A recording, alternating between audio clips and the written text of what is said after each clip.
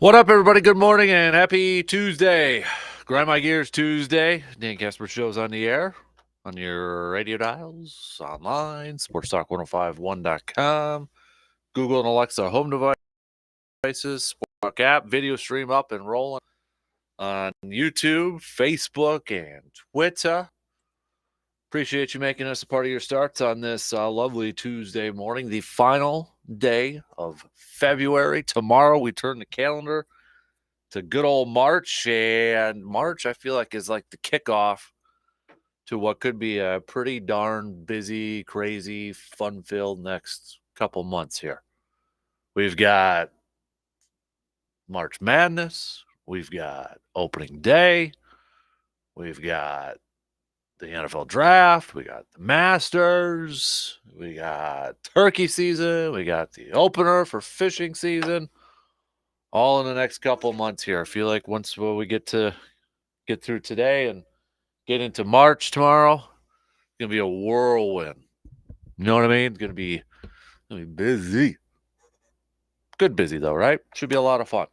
Oh man, what do we got on the good old game plan here for the Bucks? Going to be taking on the Brooklyn Nets tonight, and the Bucks now will try to kind of defend their one spot in the Eastern Conference. Getting a little help last night from the New York Knickerbockers as the Knicks taking down the Celtics. So standings wise, percentage points wise, Milwaukee, now the number one team in the Eastern Conference with 22 games left on the schedule for the Bucks. We'll see if they can maybe get a little bit more of a gap going there, going up against this Brooklyn Nets team who's still trying to hold on to a playoff spot.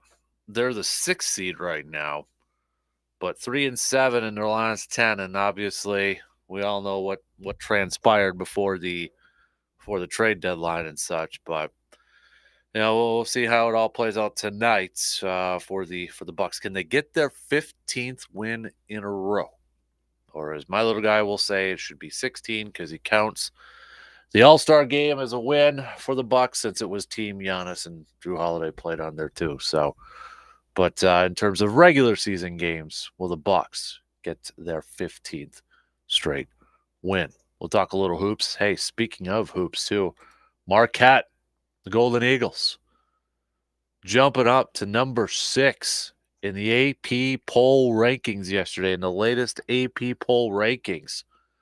How about that? Jumping up from number 10 all the way up to number 6 just on the outside. And we have some updated bracketology out there as well. If we go to the mothership and Joe Lenardi in his bracketology, he's got Marquette as a 2 seed on there. Right, 2 seed. Let me just double check it. Maybe it's 3. Yeah, 3 seed. My bad.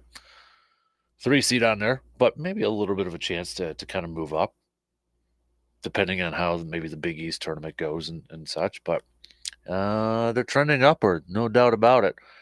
If you're wondering about the Badgers, Joe Lenardi has the Badgers still as a last 4 in. One of those teams, last 4 in. So CBS Sports, same thing. They've got Jerry Palm's bracketology on there.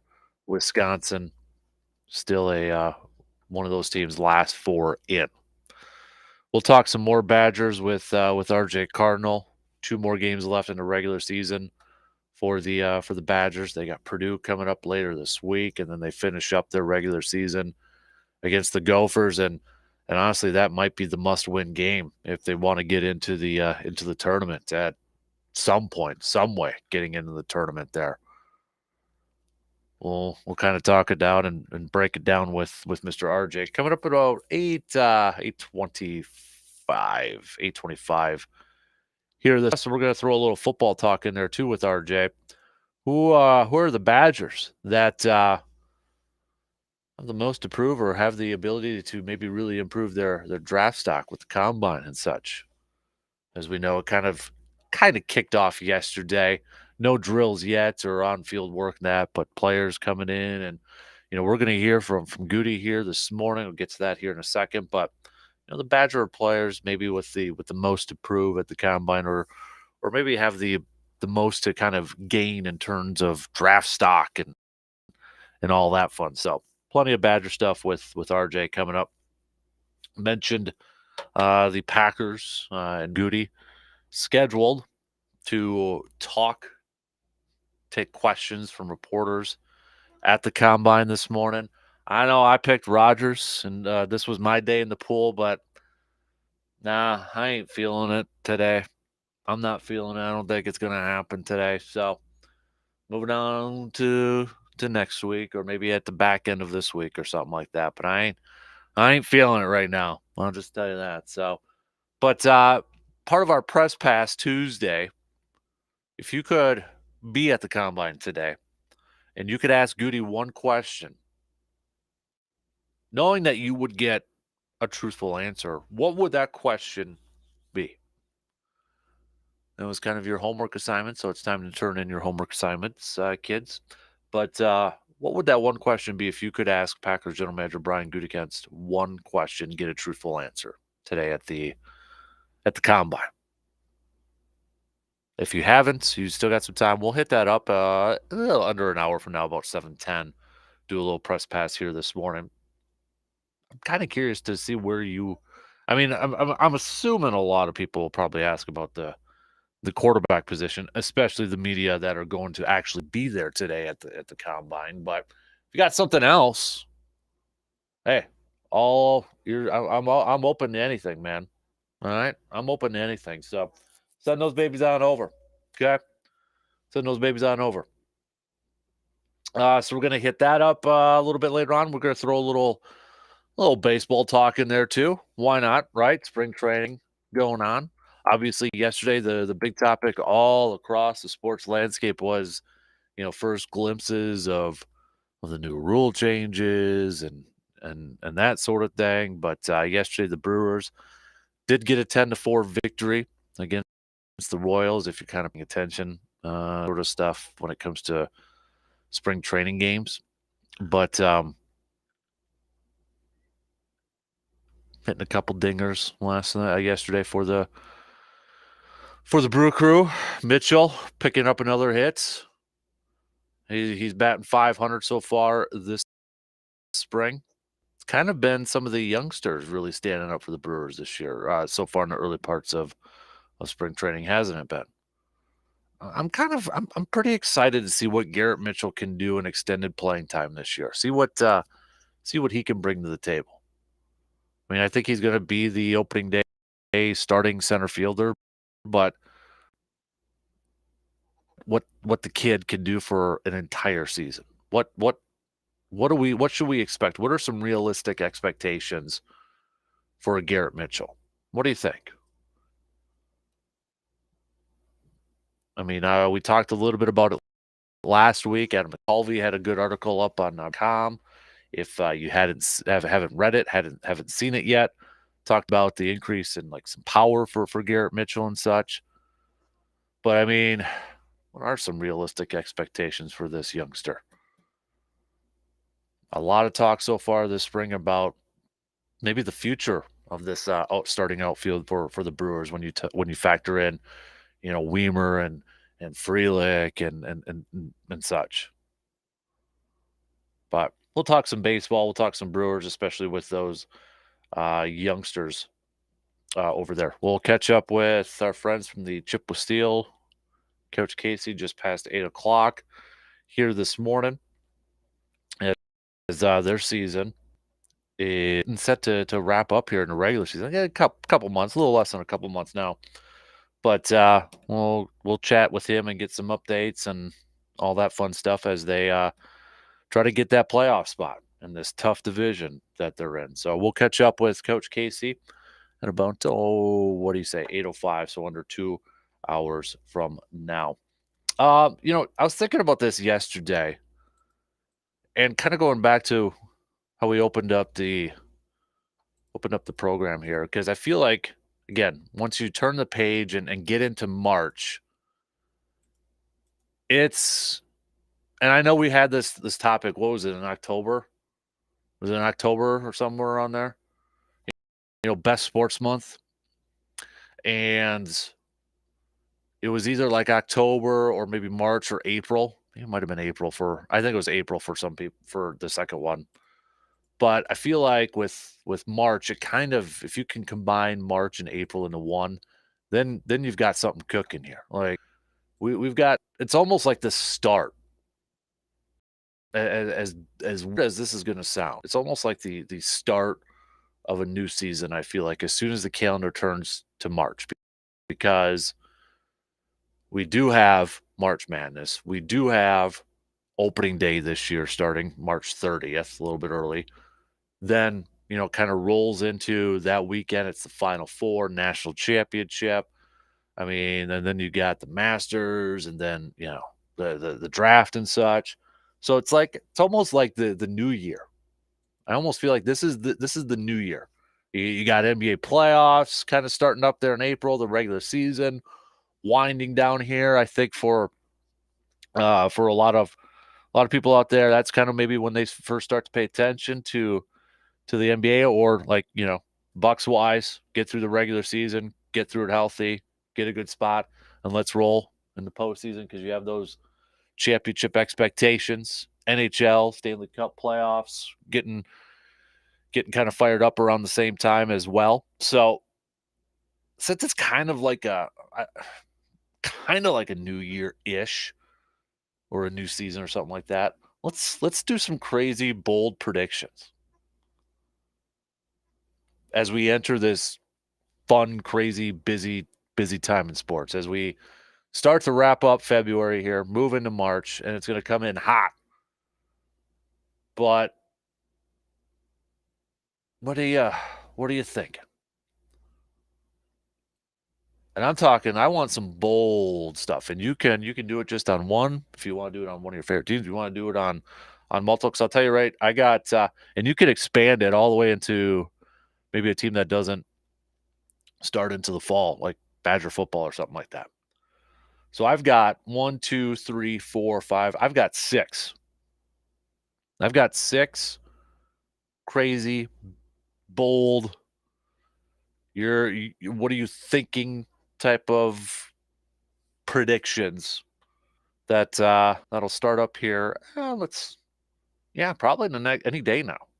Because I got a Packers prediction, bold prediction. I got a Brewers bold prediction. I got a Badger hoops prediction. I got a Marquette prediction. I got a Badger football prediction. You could probably add more on there if you wanted to, but those are the 6 I'm going to run with. So kind of a little fun thing. Tuesdays, I know, kind of are a little bit of a, I don't know about you guys, but like when the alarm goes off on Tuesday mornings, that's like almost like the hardest day for me to get going. I don't know why. You'd think it'd be a Monday, but it's not a Monday for me. It's always like Tuesday or even Thursdays are like the hardest ones for me. Don't know why. And I think I read somewhere like, Joe, that Tuesdays are like the hardest one for the majority of people. Anyways, we're getting off track here. But to kind of get your brain juices flowing here a little bit, give me some crazy, busy, bold predictions as we kind of call it the kickoff to the busy time, a fun time in sports, where a lot of stuff is going on in almost every single big time sport out there. Give me some good predictions. Give me some fun ones. Think outside the box here a little bit. Don't just say like Brewers are going to win this many games. Okay, well, we'll get to that, I guess, when we get closer to the season. But maybe think of it from a player's perspective, or something like that. Like maybe give me a bold prediction on a player for the Brewers or something like that. Get a little crazy, get a little wild with this stuff. All right, let's have some fun with this. So let's get things rolling here this morning. Oh, plus we've got it is Grind My Gears Tuesday. So if anything's grinding your gears, hit me up with that text on that Shoe Doctor's bullpen line, 715-830-1912. We'll do a little pop quiz Tuesday. I'll get you that question at about 6:45, 6:50, somewhere around there. And then the answer will come up just past 7 o'clock. So, but let's get things going here this morning. Plenty to get to here. Let's have a little fun. Let's get some bold predictions here.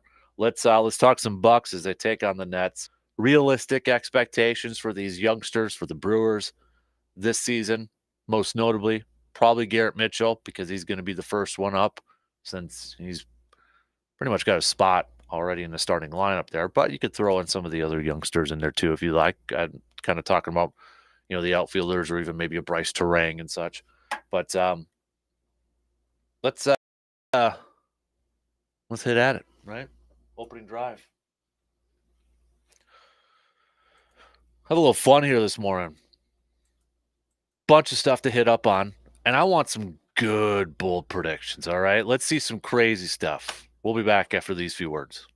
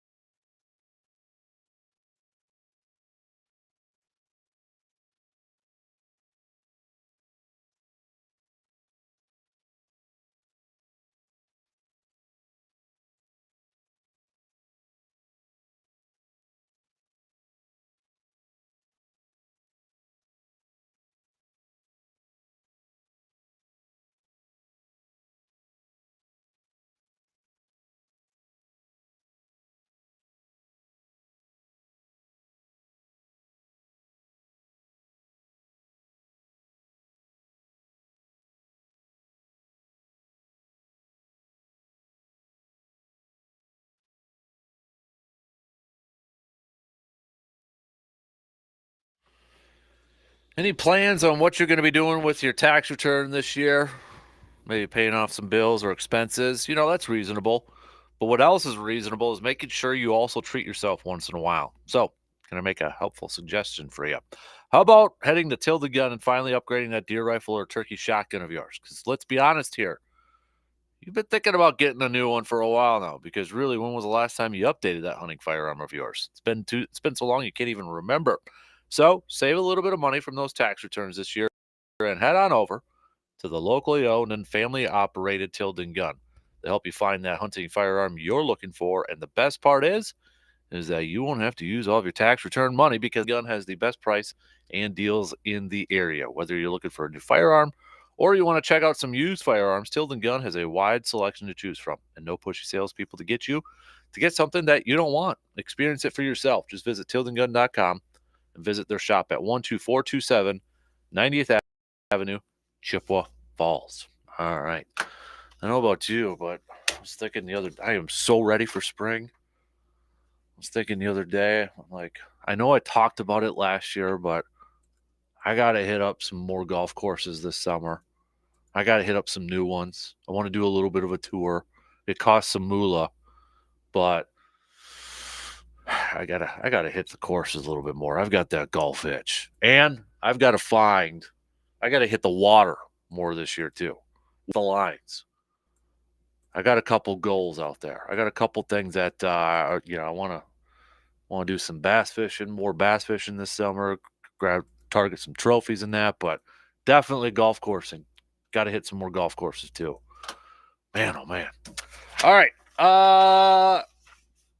I'll check the texting line here in a sec, see if we got any bold predictions and all that out there too. One thing I did forget that I wanted, if anybody out there cares to participate in this one, but if you were running the Packers too, I know I put out there the press pass question. If you could ask Goody a question today at the combine, but if you were also playing GM, is there any player or players that you'd be paying extra special attention to at the combine? Or if you don't know the players, what do you think is the position group that Green Bay should pay that extra special attention to? Like they should really put a lot of focus in. What do you think that position group is? Or players? Maybe some of you know some of the players. Maybe some of you got some players in mind that you would absolutely love to see, maybe Green Bay target. If you don't know the players, just give me the position groups. We all got some thoughts on that, right? Like what position groups that they need to.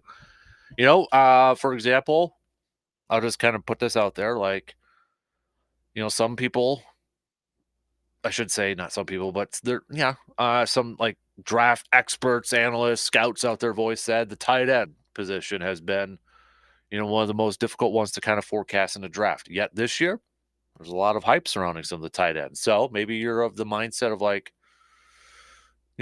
put some extra time in that tight end, or maybe you're the opposite, saying no, everybody thinks they should put some extra time in that tight end. I would look at the free agent market and put that extra special time in maybe a safety or somewhere else. You know what I'm getting at. So think about that for a little bit and hit me up with a text or tweet at DANKASPER, Facebook.com/Kasper Sports are on the video stream there too. So, all right, let's have a little fun here this morning. Huh? Should we do it? Some bold predictions, some fun predictions, some crazy predictions out there to get things rolling before I give you the Tuesday pop quiz question. So I don't know why, but I was thinking about this yesterday, and I thought about posting it on Facebook and tweet some, maybe some reactions or thoughts and that sort of thing. And maybe I'll just save it for the morning and such, because I feel like, once we get into tomorrow, March, I feel like, okay, now we're getting close to spring. It's, the kind of the kickoff to one of the best stretches in the sports calendar. You've got, the NBA season, regular season kind of wrapping up, and then the playoffs starting in April, NHL Stanley Cup playoffs. You've got March Madness. You've got the, opening day at the end of the month in March. You've got leaks into April there with the Final Four, National Championship, the draft, Master, all that stuff, right? It's one of the most fun stretches in the sports calendar. It's almost kind of like a new year, I feel like, too.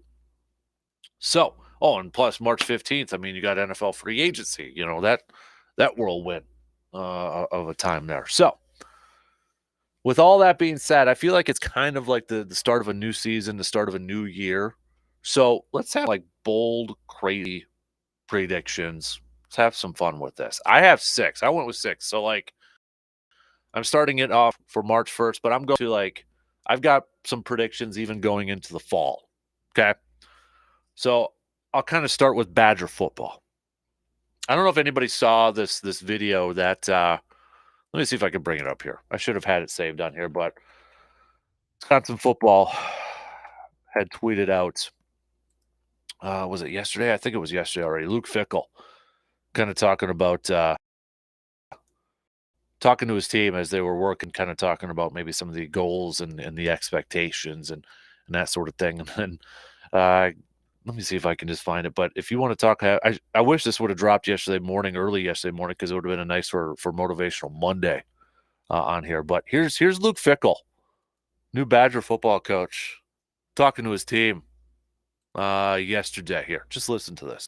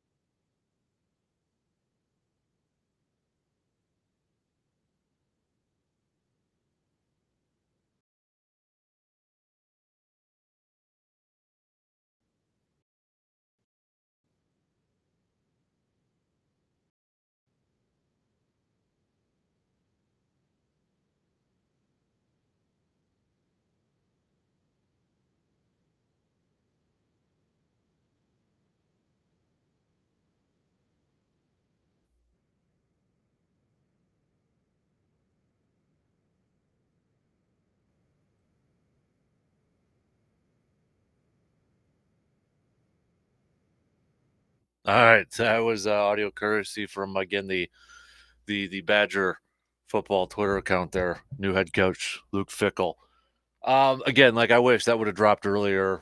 That would have been a great motivational Monday thing right there. But obviously, there's a lot of excitement and a lot of hype and intrigue with the new Badger football program here, right? And so I'm looking at the upcoming schedule here. You've got Buffalo, you got Washington State, you got Georgia Southern, you got Purdue, you got Rutgers, you got Iowa, you got Illinois, you got Ohio State, you got Indiana, you got Northwestern, you got Nebraska, and you got Minnesota on your schedule this year. And I'm saying, again, bold, crazy predictions, right? I'm going Badger football goes 11-1 in the first year of the Luke Fickell era. Let's do it. 11-1, baby. Why not? Look at that schedule. Obviously, I put probably the one loss on there as Ohio State and such, but hey, you never know. All right. That's a winnable schedule for a first year. I shouldn't say first year head coach, because he's not a first year head coach, but for Luke Fickell and all the transfer guys coming in, I'm going to be optimistic, finding the hype with this Badger football team. My first bold prediction: we're going to go 11-1 for this Badger football team. One loss. That's it. That's it. Let's go. Let's move to the Bucks. All right. So we got 22 games left in the regular season. Postseason is going to start in April. About that week of April 10th. So right now the Bucks are holding on by the slimmest of margins to that number 1 seed in the Eastern Conference. It's going to be a back and forth affair between the Bucks and the Celtics for that number 1 spot. I do believe if I were making a bold prediction right now, I do believe that the Bucks and the Celtics are on a crash course to meet in the Eastern Conference Finals. Home court is going to be such a huge factor between these two ball clubs. I do think the NBA champion is going to come from the Eastern Conference. No offense to the Nuggets. My bold prediction, Bucks win their second NBA championship this summer. Put up another banner in the rafters, baby. Why not? Bucks win the NBA championship. They go to 7 against the Celtics, get it done. They defeat the Nuggets in 6 games because it's Bucks in 6 in the NBA Finals. Second championship in the last 3 years for the Bucks. Put it up in the rafters. And then we get to worry about the Jimmy Haslam era as part owner for the Bucks. But hey, let's end this on a high note. Another championship, another ring for the Milwaukee Bucks, baby. Why not? Let's do it. Speaking of hoops and in Milwaukee, Marquette, right now, the number 6 team in the country, according to the latest AP updated rankings from yesterday. If you're looking at your bracketology, about a 3 seed for some. Could they get to a 2 seed depending on maybe how they finish out the rest of their regular season and how they do in the Big East Conference tournament?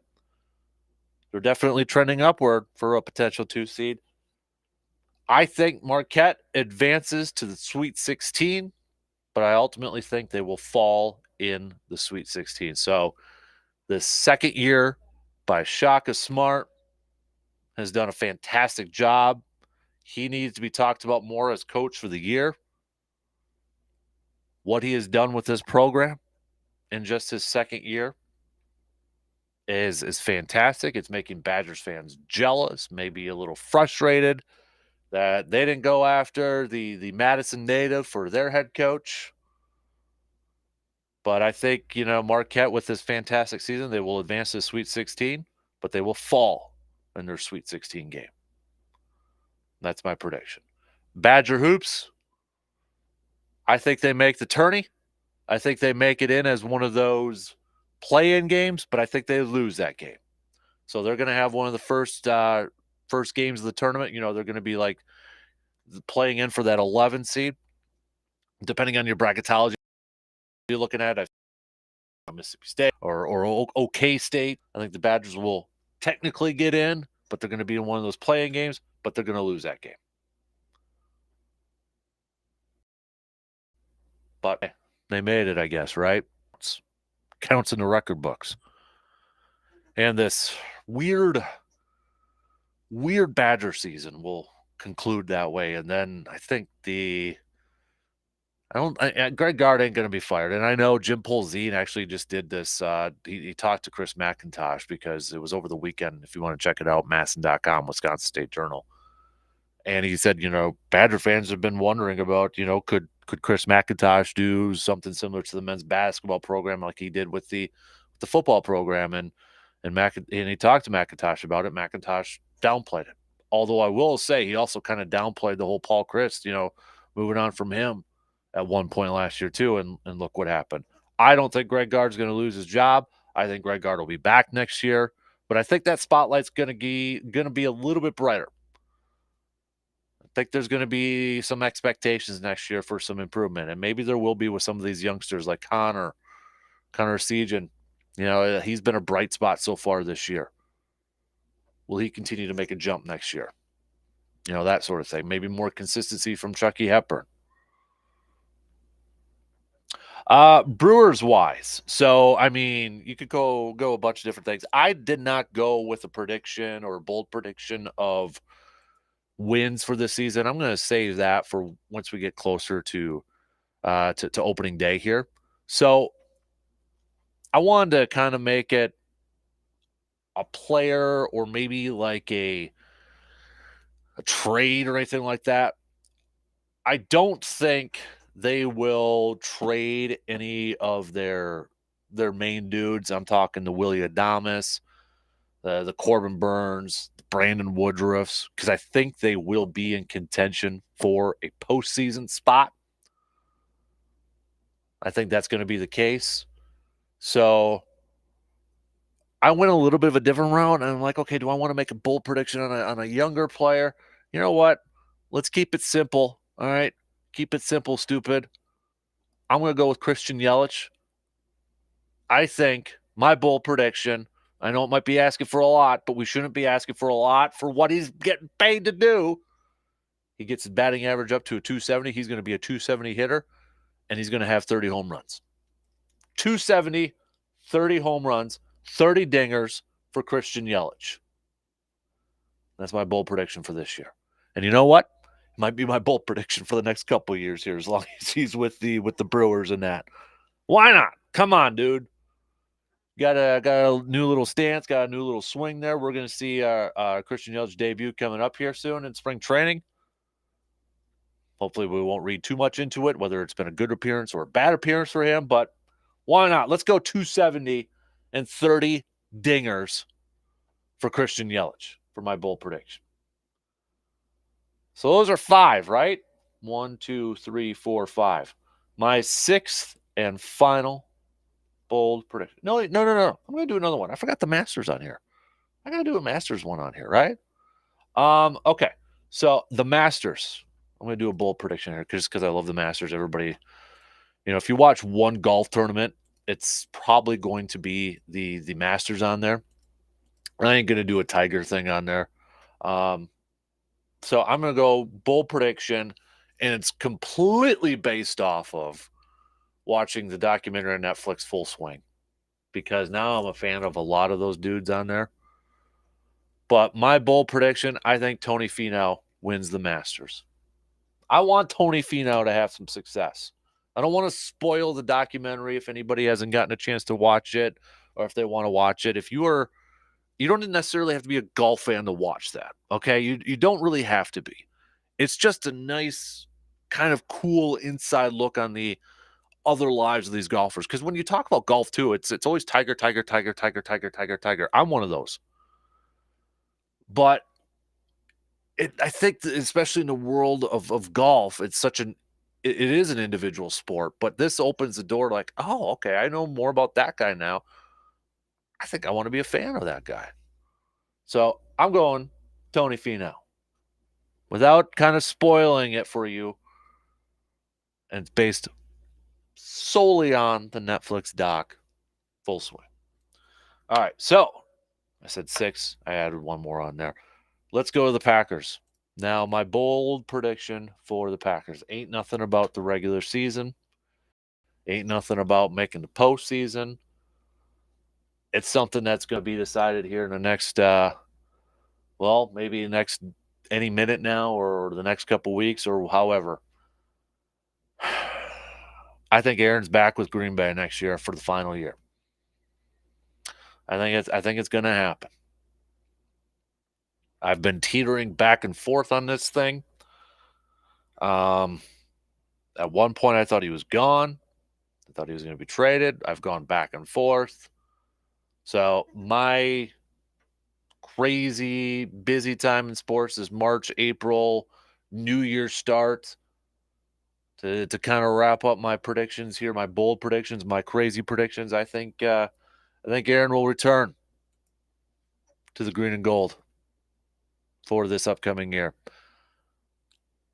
After that, I have no idea what to expect. I have no idea what's going to happen in free agency. I have no idea what's going to happen in the draft at this point. But Packers-wise right now, I'm going to go, I think Aaron suits it up for one more year with the green and gold. And I don't think they'll announce it like publicly, but I think it'll be a wink, wink. Yeah, this is going to be the final run sort of thing. I don't know. I feel like the longer the quietness or the no decision, the longer it goes, the more likely he comes back. That's just my feeling. I could be completely wrong in this, but I feel like the longer it goes, the more likely or the most likely he's going to come back. And the more I thought about it, I should not have picked a February date because, last year Rodgers made it public on the 8th or was public on the 8th. Maybe they knew beforehand. When Favre called it, it was March 4th. I still remember that off the top of my head, 3-4. 3-4 of '08. So I should have been smarter than that. It's not going to be the 28th for crying out loud. But hey, maybe we'll get lucky today. But I think he'll be back for one more year. That's my Packers prediction.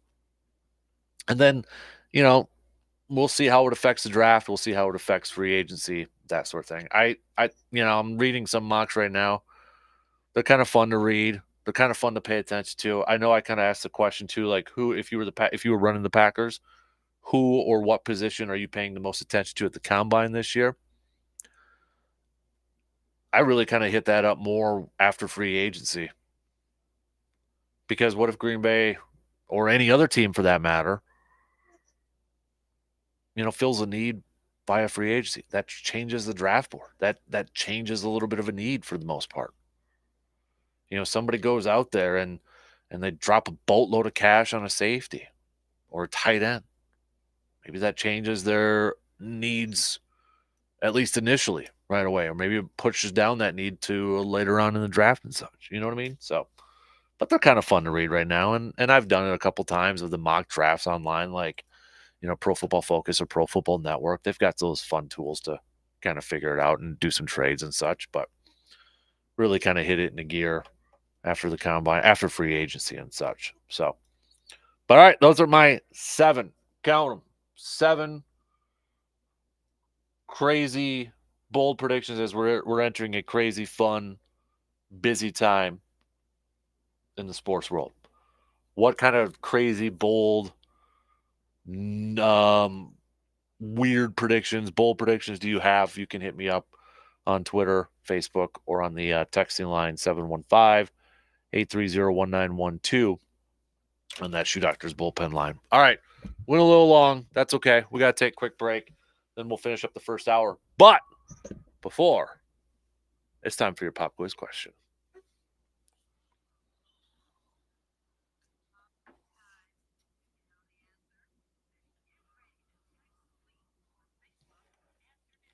All right, so we mentioned Marquette's coming in at number 6 in the AP poll.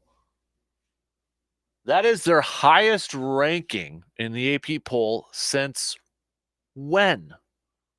Since when? You got a few minutes. So hit me up with a text, 715-830-1912 with your answer. I know I can't stop you from Googling and cheating, but try your best, okay? It's for fun, all right? It's for fun. But Marquette coming in at 6 in the latest AP poll ranking. That is their highest since when? I'll be honest with you, kind of surprised me. So that's your only hint. All right, quick break, and then we'll finish up the first hour after these few words.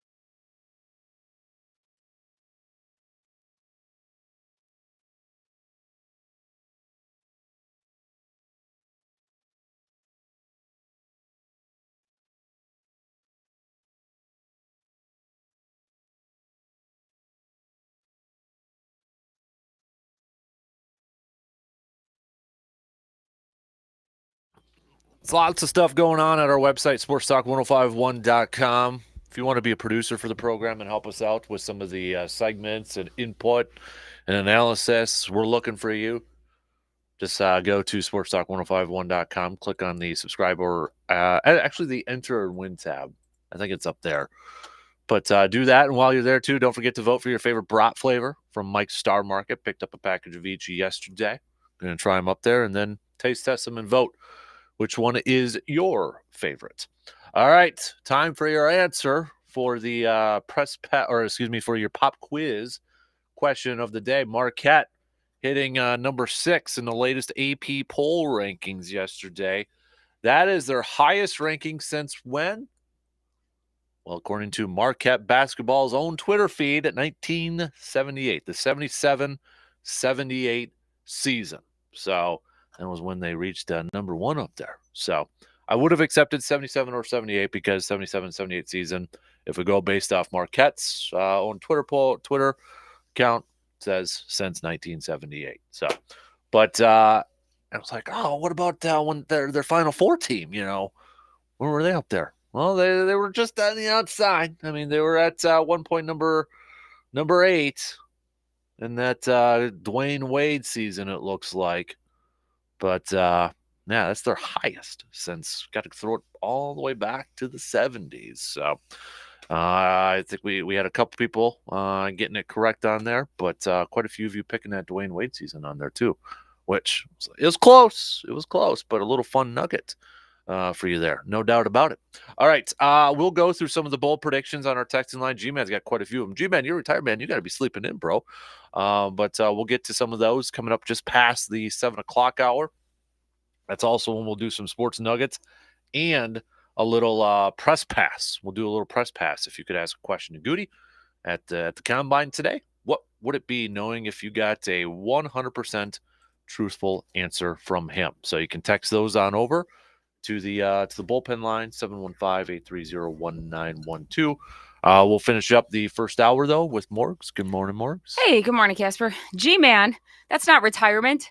You're supposed to be what? Sleeping in? And nope, he's right on it still, huh? He is. I know Mike's Star Market tried to get him a job over there, and he said he's not ready to work yet. So another week off? Another week off. Exactly. Do you think you're going to be one of those people that retires and kicks back, no problem, no guilt, or are you going to need something to do? I'd retire right now if I could and not do anything. You know what I always thought was a better idea for life? I don't know when we decided to kind of function this way, where you work and then you hustle in your 20s, 30s, kids, family, it's all a blur.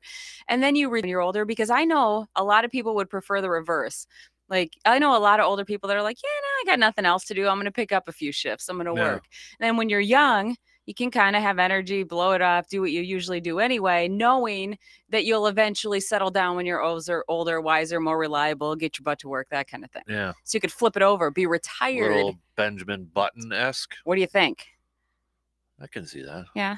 Do you think it'd be better now without a job, but like older you would probably, go to work? Yeah. Not as much social stuff. Then, you go to bed earlier, that kind of thing. Yeah. Would the energy levels be better when you're older? Or is it offset by the dependability? Because, when you're in your teens, 20s, you're not always dependable. I feel like in my teens, I probably wouldn't do as much as I want to now that I'm older. What was your very first gig?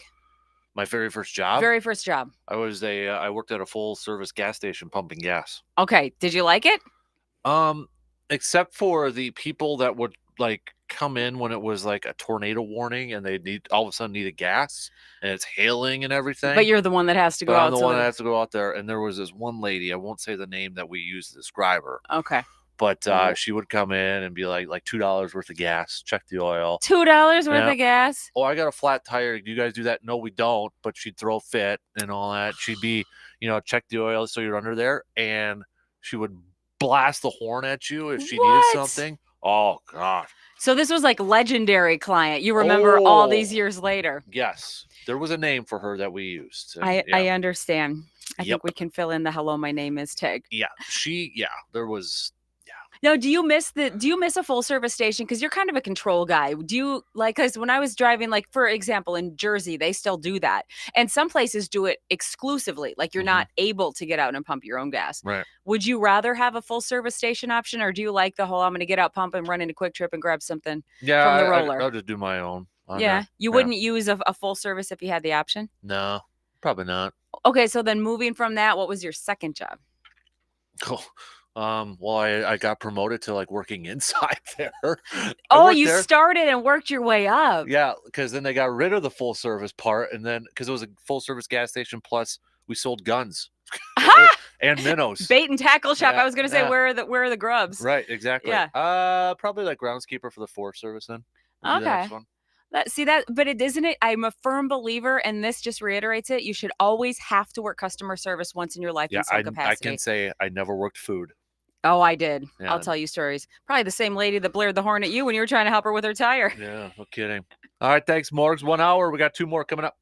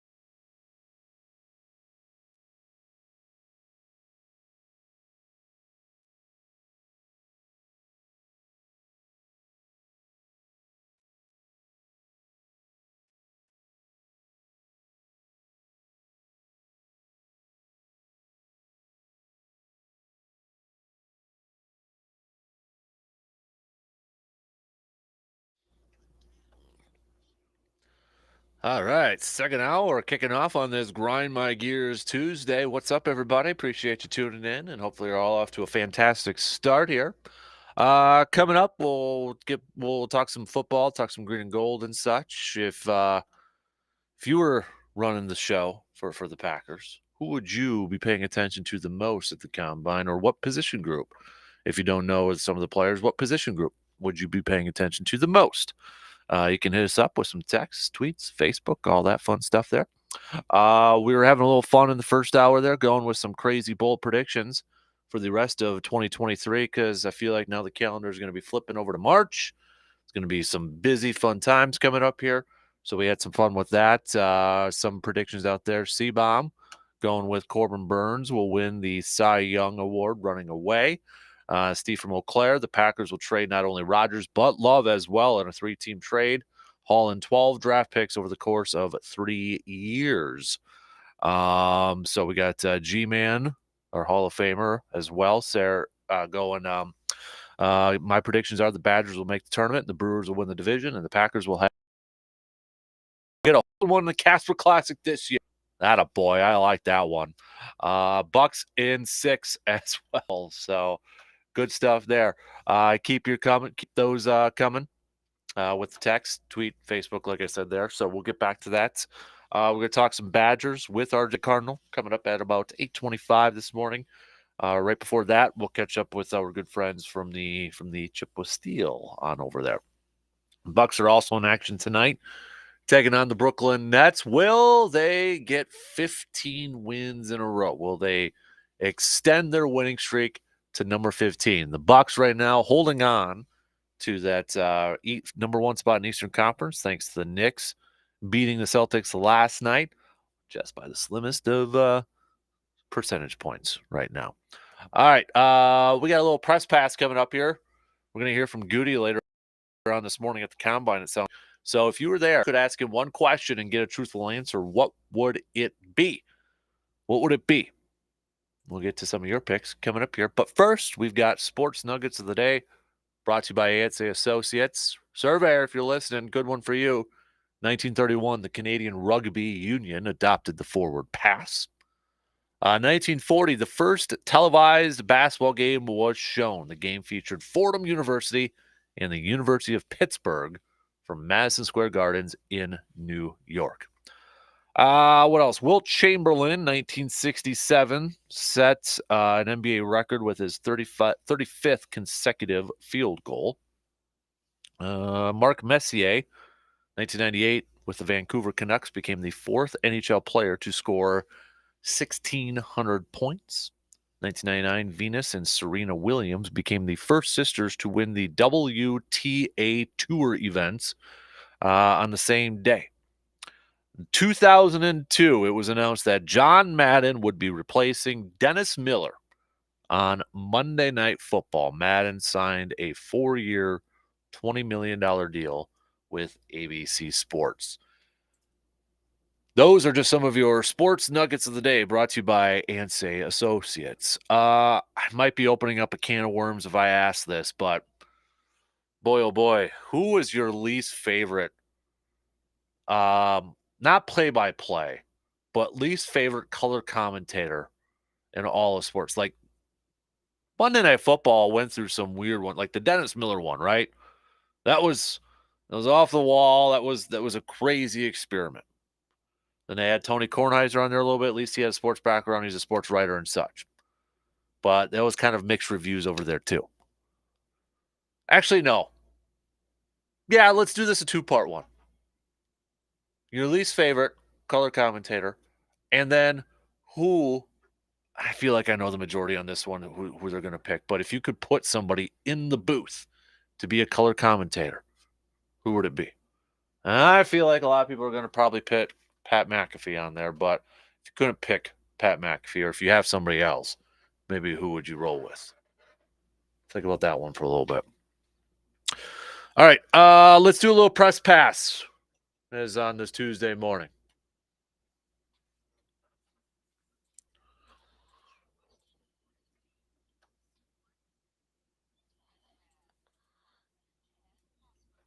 Press pass question. If you were at the combine today and you could ask Packers general manager Brian Gutekunst one question and get a truthful answer during his media session, what would it be? James is saying Jordan Love has stated he wants to start in the NFL this season. In addition to the Packers, which teams would you see as a logical fit for Love? All right.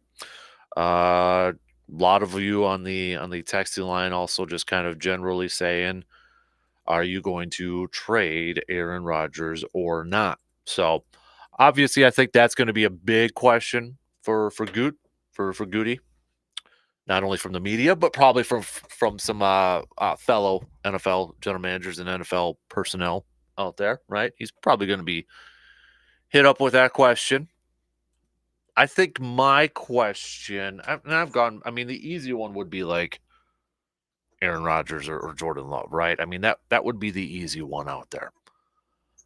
But I think my question would be, and it'd be a little bit hindsight 2020, but knowing and seeing the Chiefs win the Super Bowl this year and seeing them kind of go,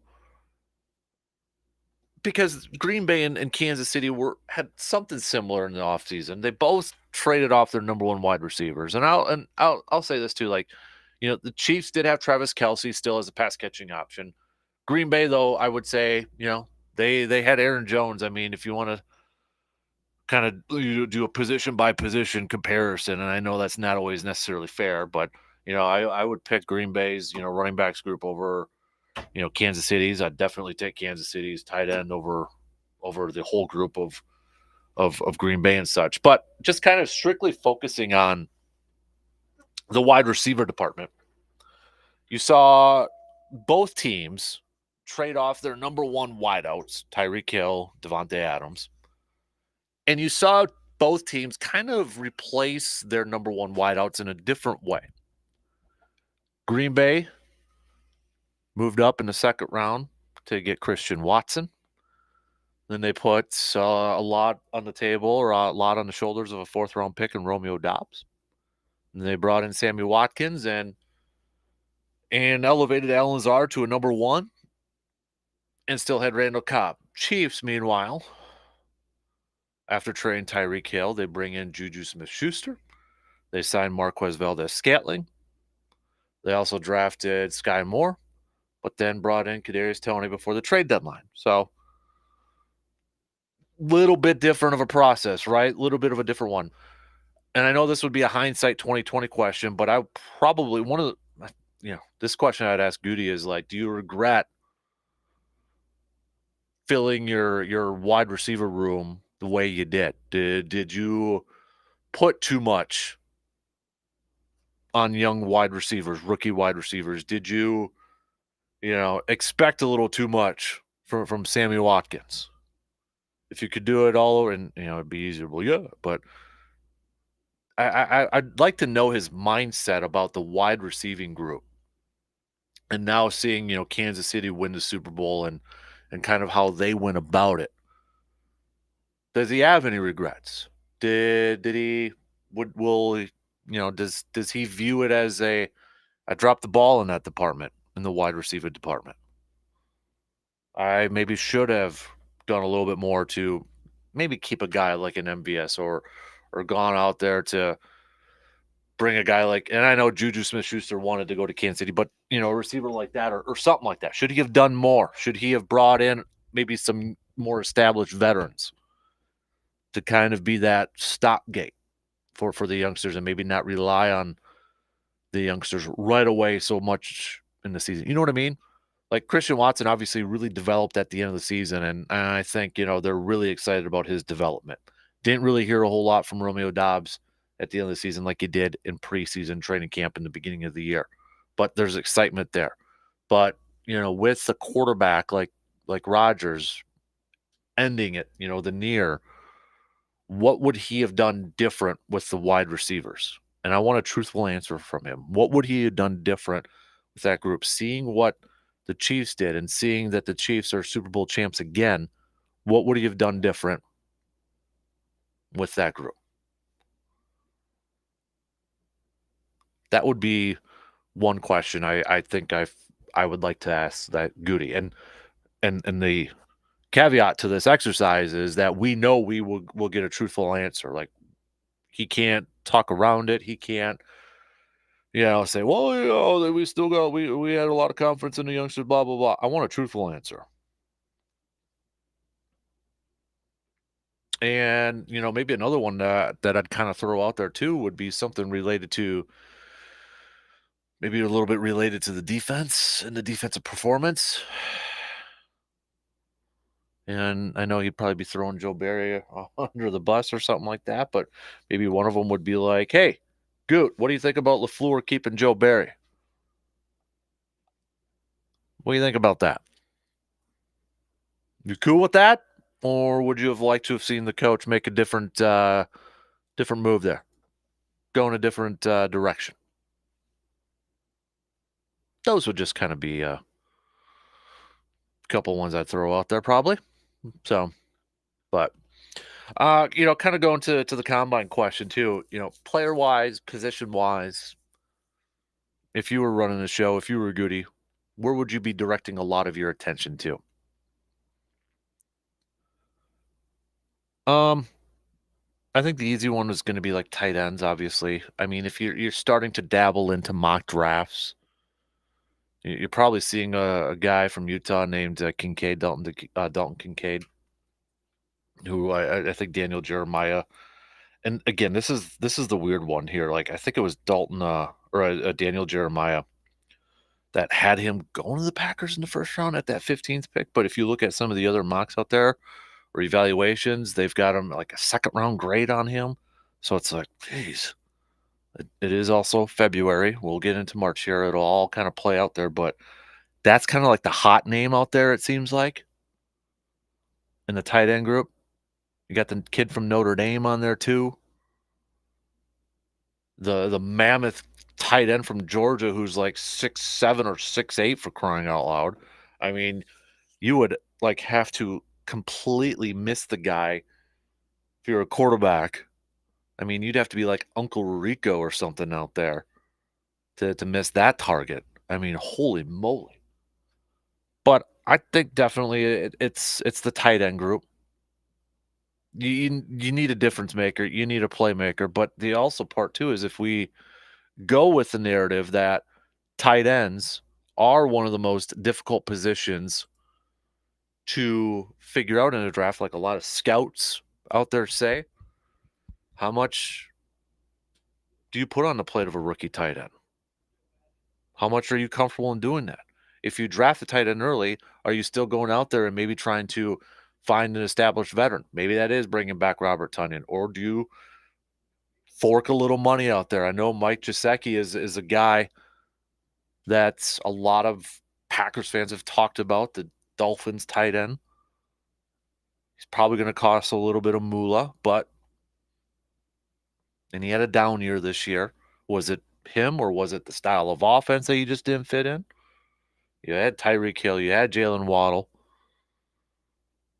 kind of phased out a little bit there. Obviously, I think safety is probably going to be another position group that I would focus a lot of attention on. You got the kid from Alabama. Could he be a target there? The Browns just cut John Johnson, or they will be cutting John Johnson at the start of the league year unless they can figure out a trade. He's a younger guy, 27. He played for the Rams for a few years when Joe Barry was there. Could he be an option? You got people already kind of throwing that name out there as a potential target. You send over a pick, maybe a late pick, to the Browns to bring him in. He's in a final year of his 3-year contract that he signed as a free agent in 2021. But I think definitely safety is probably going to be a position group. Like, I don't know if Adrian Amos is coming back. You got Darnell Savage on his 5th-year option. You need to build up that safety room. You got to build it up with some depth, and maybe you focus on bringing in a youngster and kind of building him in there. So even if he's like the 3rd option for this year, he's going to be that one of the top 2 safeties for you in the following year. And I think you got to look at, I want the big boys. I don't think you can have too many of those boys up front, of those guys up front, defensive line and offensive line. Give me the depth. Defensive line, they got Kenny Clark, they got Wyatt, who's going to have more playing time this year. Give me more. I feel like the best teams in the league, or some of the best teams in the league, have that depth up at the front. So if you can add some more defensive line talent and have that rotation in there, I'm all about it. Yes, sir. Offensive line, heck yeah. I think Bakhtiari is going to be back this year. I don't think the Packers move on from him. But I also feel like you do have to look a little bit into the future at your left tackle position. Maybe this is the final year with Bakhtiari. In terms of contract numbers, it might be a little bit easier to move on from him after after this year.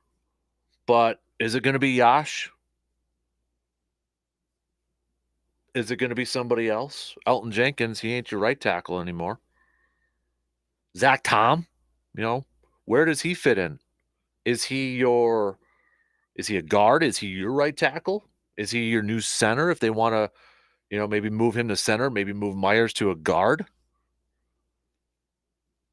They may have to look at, their offensive line, or they're always going to look at offensive linemen, but maybe fairly high in the draft this year to create more depth, but also be a future starter on that line.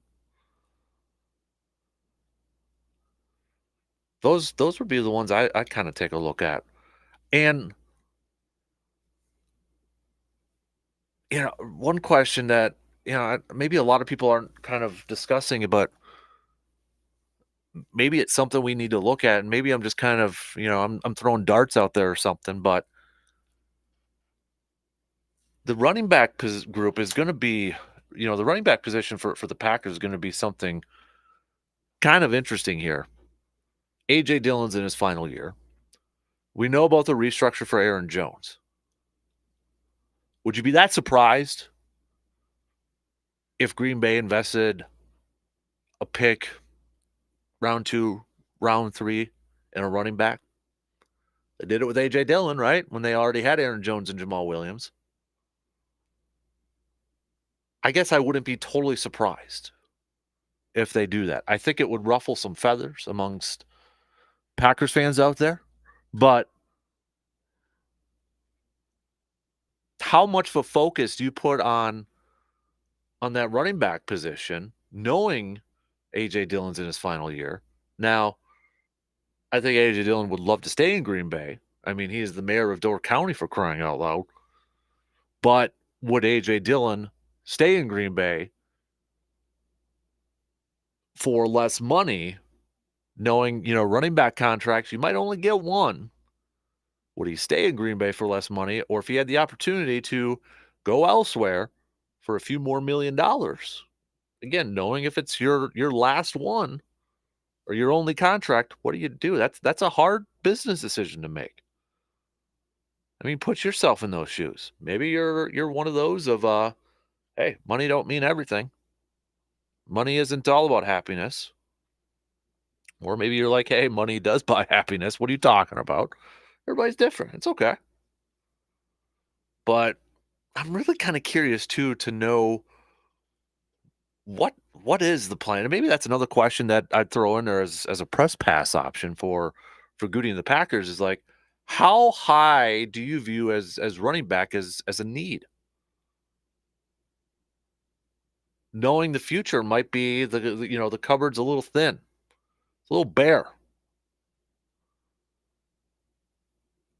Aaron Jones didn't look like he was hitting a wall. He was a little bit banged up last year, but I think people, the closer, the longer he's in the league, and you start to kind of wonder when they hit that wall. Oh, I think I'd probably throw that out there as a press pass question too. for Goody. All right. Rest of you can throw me some press pass questions, or if you were running the show for the green and gold, what are some of the positions or maybe some of the players that you're going to be paying attention to, or you would kind of focus your attention to with the combine here? Hit me up with a text, tweet, or Facebook, or on the video stream. All right, we'll take a quick break, and we'll talk some more green and gold with Joe. He's coming up after these words.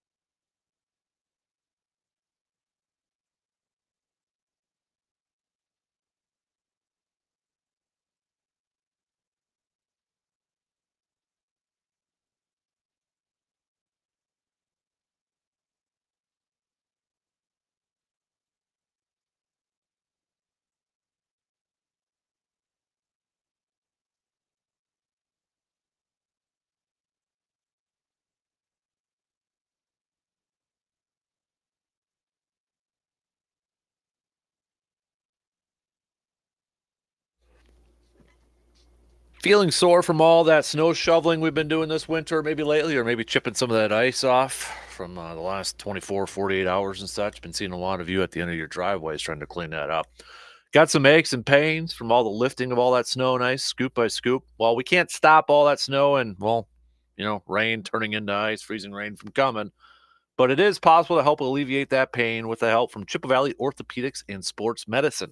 Fantastic team over there from Chippewa Valley Orthopedics and Sports Medicine can help reduce your pain and enjoy the ease of your daily activities. You can request an appointment today by just simply visiting cvosm.com. And you never know, maybe you'll get that appointment with Dr. Crow, who you hear every Friday morning for our Inside the Training Room segment at around 7:05. So maybe you'll get Dr. Crow over there. Love that guy. Remember, he's on Twitter now too, so go ahead and give him a follow. Eau Claire Ortho at Eau Claire Ortho. We got somebody asking about opening day if we're doing anything. We do have something in the planning stages for opening day. Stay tuned. Got a little event there with Brewers versus Cubs. We might have a little watch party, viewing party, since it is a day game. Details to come very, very, very soon.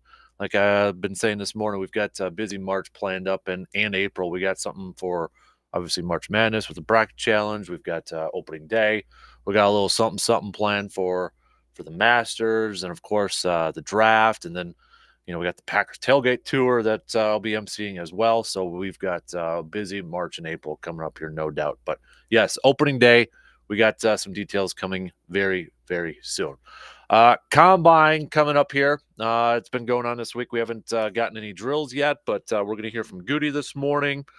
And obviously lots of rumors and reports are probably going to be coming out from this week. But Joe, if you were Goody and you were running the Packers, what are the positions that you'll be paying extra attention to at the Combine this week? You know what? I'm going to be looking at the safety position. I'm going to be looking at the tight end position. I'm going to be looking at edge rushers. And you can never have too many big boys on the offensive line. So those are going to be I think the biggest positions of need for the Green Bay Packers this year. And again, you look at a guy like Brian Branch, the safety out of Alabama. He's a guy that could be a first rounder. Love him. Lucas Van Ness, the edge rusher from Iowa. Big fan of his as far as his motor. Dalton Kincaid, the tight end from Utah. Michael Meyer. So these are the types of guys I'm going to be looking at if I'm Brian Gutekunst. How much do you put into the running back position this year, knowing A.J. Dillon's in his final year? This might be the final year with Aaron Jones with that restructure. We've seen Goody, obviously invest high in a running back when he's had two of them on the roster already, that being A.J. Dillon when he drafted him. But knowing the future and such, or unknown future, how much do you invest in the running back position with this draft? Oh, I think whenever you've got a Matt LaFleur offense, you need to keep an eye on that position.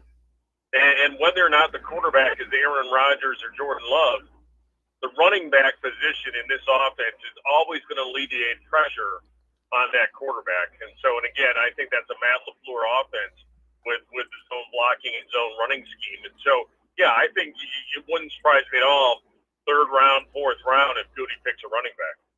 Joe, with the offensive line, we were kind of talking about that a little bit earlier. Zach Tom, is he going to be the new starting center? Is he going to be the right tackle? He's a guy that you can plug anywhere. Elton Jenkins is locked up.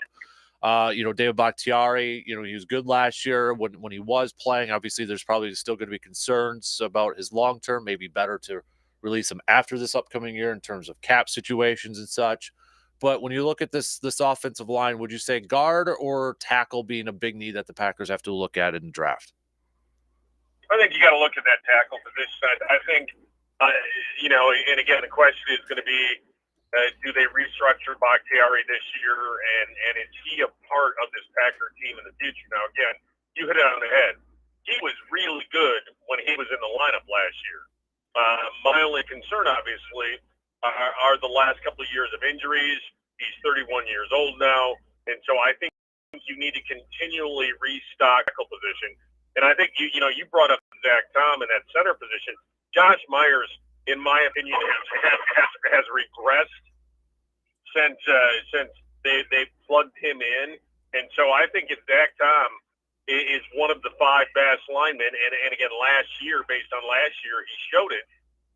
I think he could be at that center position, but I think you have to go tackle if you're going to go offensive line. But Goody's MO is he wants versatility. He wants guys that can play multiple positions on that line, so that you truly can go. Let's put the 5 best out there and let's go. So I think again they look at that tackle position with the ability of having a guy that could probably swing in and play guard or center as well. What do you with the future of Yash Nyman? Do you think he could be their future right tackle? Do you think he's just best as a swing tackle, as that backup option? I know he's a restricted free agent and such, but what about Yash's future? I think he's a much better left tackle than right tackle. I think, traditionally you look at what you want out of a left tackle and you want quick feet, you want agility, you want nimble. On that right tackle position, it tends to be the power running position. You want a little bit more girth. You want a little bit more of the ability to move on the run. And I just didn't see a lot of that from Yash last year. So I think he's a true left tackle. Now, that being said, if he gets first shot at that right tackle position this season, I wouldn't have a problem with that. I think he does have a future as a starter in the NFL. I just think it's that left tackle position more than the right tackle. Joe DeGuano joining us here this morning. Joe, every Tuesday we do a little press pass where we're able to allow we're able to ask a question to anybody in sports and get a truthful answer, a 100% truthful answer. So this morning we threw out, okay, you're at the Goody presser at the combine. You get one question and you're going to get a truthful response from him. So I'll throw it to you. What would that question be if you were able to ask Goody a press pass question today? Do you truly believe still in Jordan Love? And again, it was, it's Goody's legacy tied to number 10.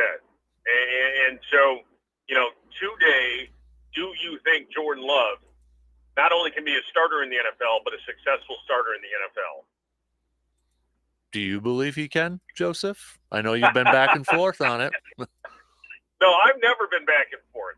I've always said from day one, look, I didn't think coming out of college, Jordan Love was going to be able to pick up NFL defenses. And if you look at the difference between his tape, sophomore year to junior year, now, again, he throws a pretty ball. In the short time we saw him in Philadelphia, this last season, I thought he played well. I thought he was quick making decisions and quick making reads. I don't like college quarterbacks that regress.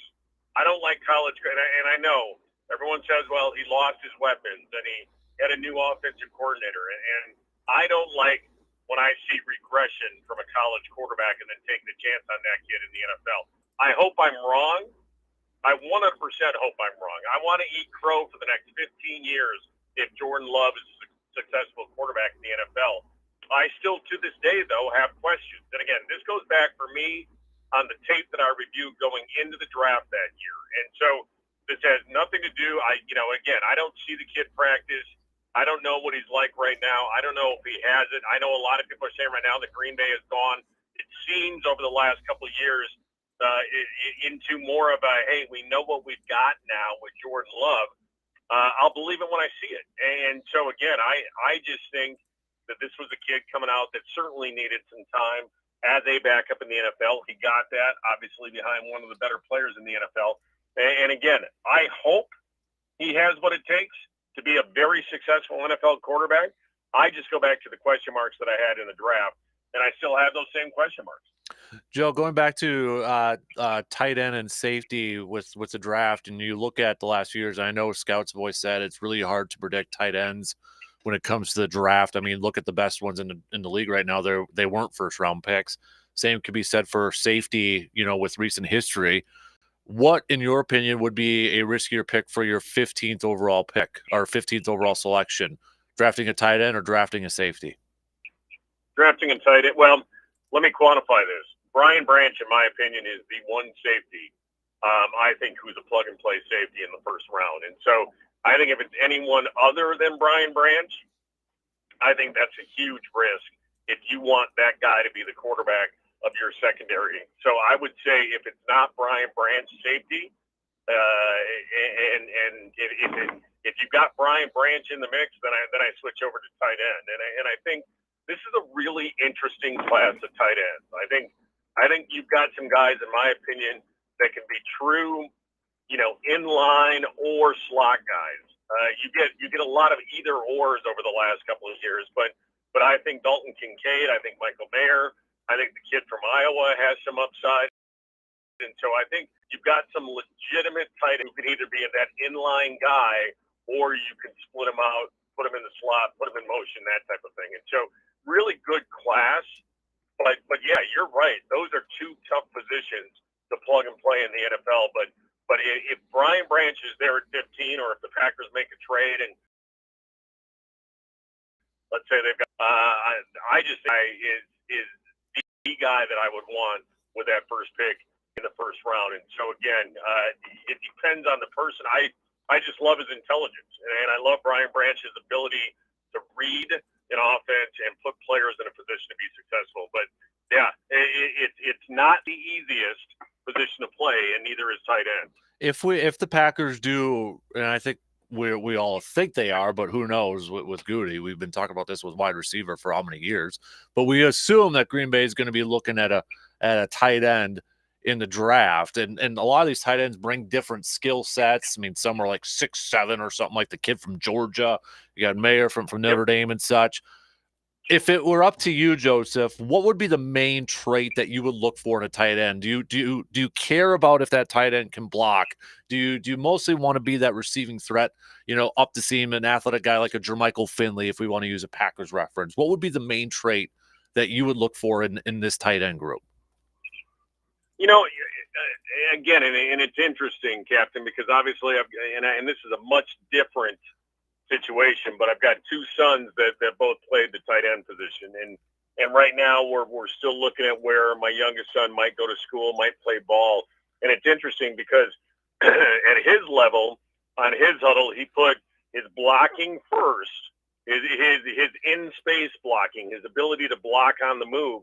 He put that first, then receiving, and then more blocking. And so I think I would look at this, and if I can say, if you've got an inline guy who can legitimately line up as that inline guy and can either hold his block, drive block, et cetera, and hit the seam. And I know that's I'm kind of cheating here by saying I want two things, but I look at it this way: an inline tight end has to be able to block and hit that seam route.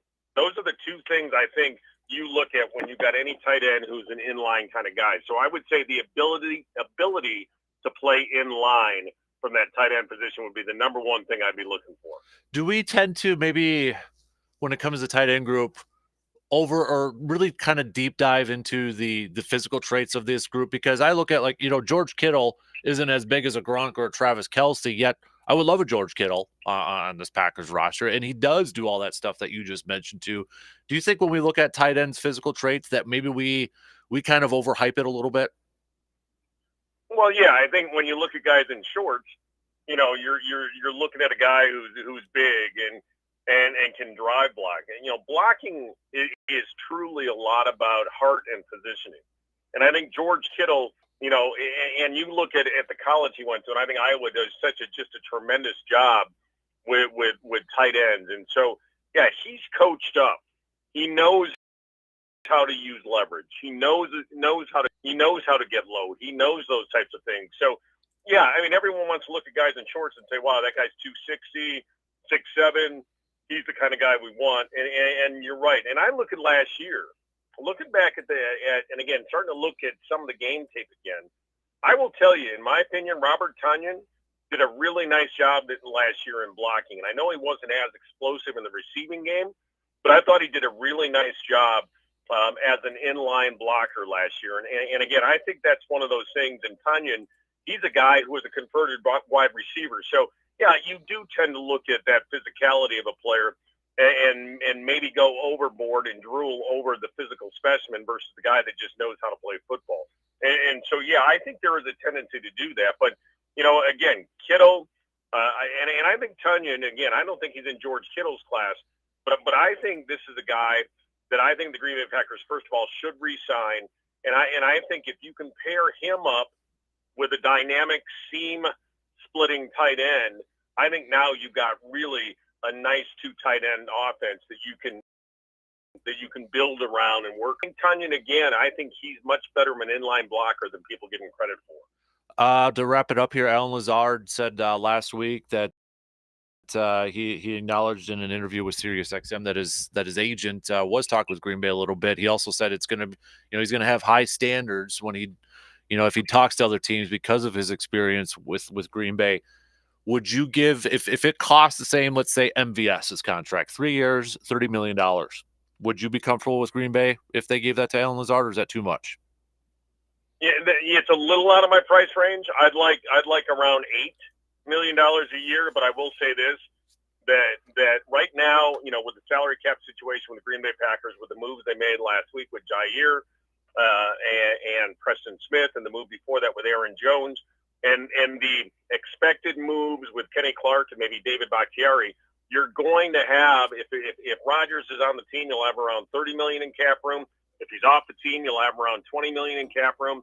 I think at that point, I think you need a veteran wide receiver. I think regardless of anything else, you need to go out and get a veteran wide receiver to be in that room.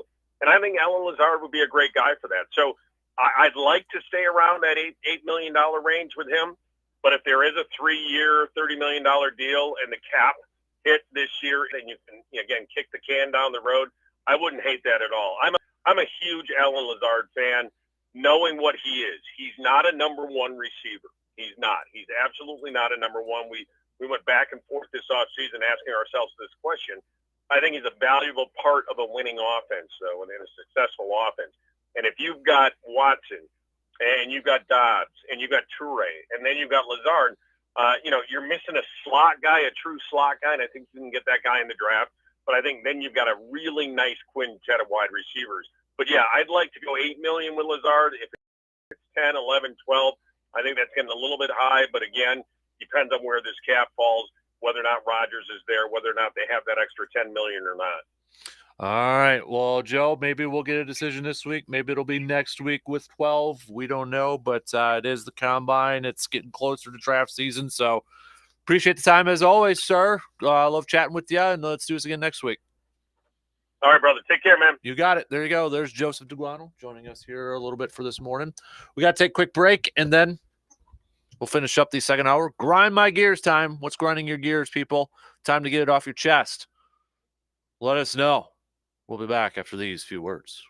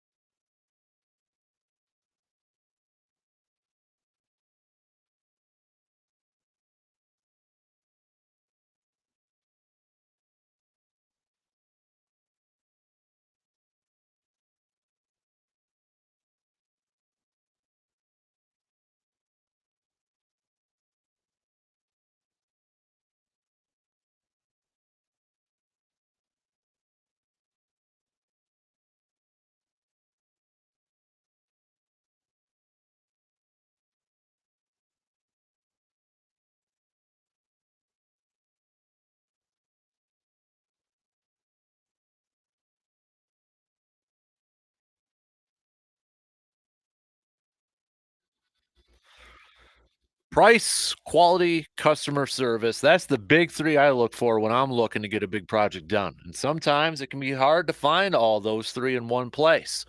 But you know what? When it comes to replacing your flooring, one place hits all three of my marks. That's Carpet City Flooring Center in Eau Claire. They hit the pricing mark because they will match or beat the competition if you happen to find a better deal elsewhere. Quality is pretty easy because they have the best and top of the line flooring options you could ask for. They carry the best brands in carpet, tile, luxury vinyl, and more. In customer service, man, I could talk to you a long time about their customer service. It's easily one of the best, most courteous, helpful, and friendly staffs you could work with. They're with you through every step of the process, from finding the floor that fits your budget and what looks and works best in your home or office. Taking on big projects can be a little nervous to think about, but when it comes to replacing your flooring, that nervousness goes away with the help from Carpet City Flooring Center in Eau Claire. All you got to do is visit them today, 3109 East Hamilton Avenue in Eau Claire, and check it out for yourself. Gotten quite a few texts about golf courses to hit up this summer. Hey, I appreciate that. Um, yeah, that's a good list. I know I kind of did something like that last year. It gets a little, yeah. Wish I had an indispensable income to, hit up a bunch of golf courses. But I appreciate all the nominations out there. If you got some good ones out there that I should hit up, let me know. I'm game for anything. Do a little do a little tour this summer. And if you've got any insight on some good lakes for some big large bass too. All right. All right, let's do a little grind my gears.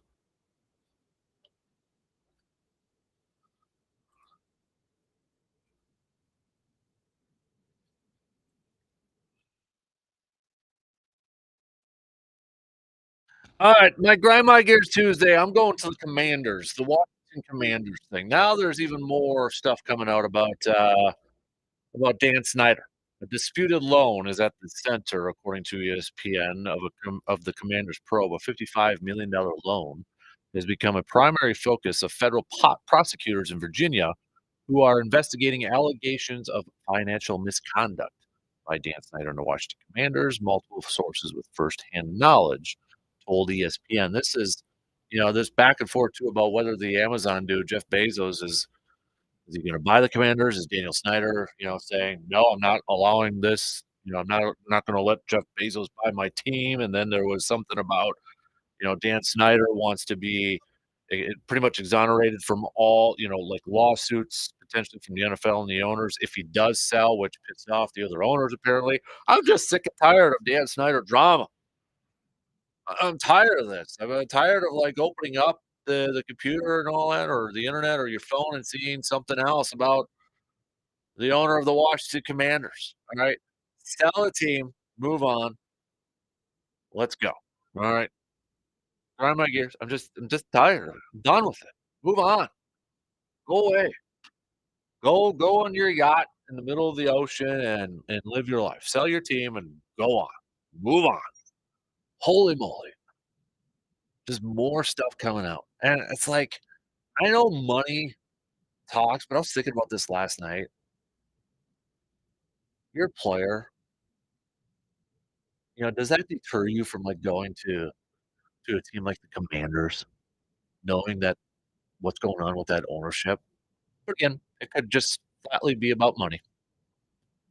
Yeah, they're gonna pay me the most. Comfortability with the coaching staff with Ron Rivera, maybe. But now Eric Bieniemy is over there, so who knows? But that's my grind my gears. If you got something that you want to get off your chest, hit me up. All right. We got a busy 8 o'clock hour. We'll kick it off, catching up with our friends from the Steel. Then we'll catch up with RJ Cardinal towards the bottom of the hour, talking all Badgers, Badgers at the combine, talk a little Badger hoops. Just 2 more games left in the regular season for them. Quick note: we mentioned it earlier, but in case you missed it, the Blue Gold women's basketball team did earn a berth in the tournament. Their first game is going to be coming up on March 3rd at the University of Chicago, where they'll take on Whitman in the first round. You can check out the bracket at ncaa.com. You got Oshkosh that's also in it. Whitewater is also in it. So 3 teams representing the WIAC. If Wisconsin or if Claire does win, they will take on the winner between the University of Chicago and Northwestern St. Paul. So again, that game coming up March 3rd, 5:30 p.m. So congrats to UW Eau Claire Blue Gold's girls basketball. Let's get a deep run in this postseason, okay? All right, that's 2 in already this morning. Let's do one more. All right, quick news updates. Talk a little hockey. Talk some more Badgers. Keep your press pass questions coming. What would you ask Goody today at the Combine if you could get a truthful answer? I want to hear your questions.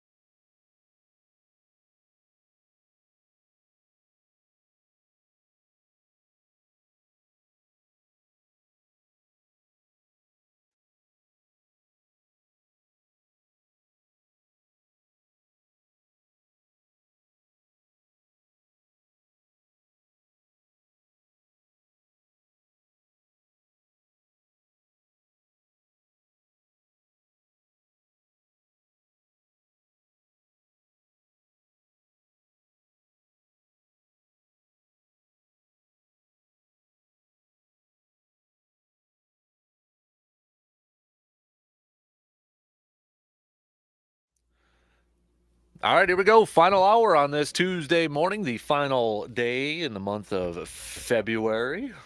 Appreciate you all making us a part of your start, wherever and however you may be tuning in.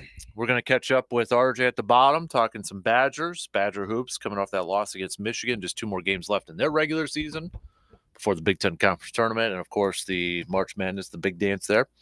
So, and plus we've got some Badgers Combine. We'll talk about all that with RJ. We'll get back to some of your texts, tweets, Facebook messages, and posts all over the place. But we kick off this hour, as we usually do, Tuesday morning during the season, catching up with our good buddy, Coach Casey from the Chippewa Steel. Morning. How you doing, bud? All right. How are you? Not bad. How's it outside? It's been a while. A little bit better than yesterday morning. Oh, yeah. It's not too bad. Yeah. Not too bad. So, kind of hard to believe your regular season's wrapping up soon here, man. I mean, tomorrow's March.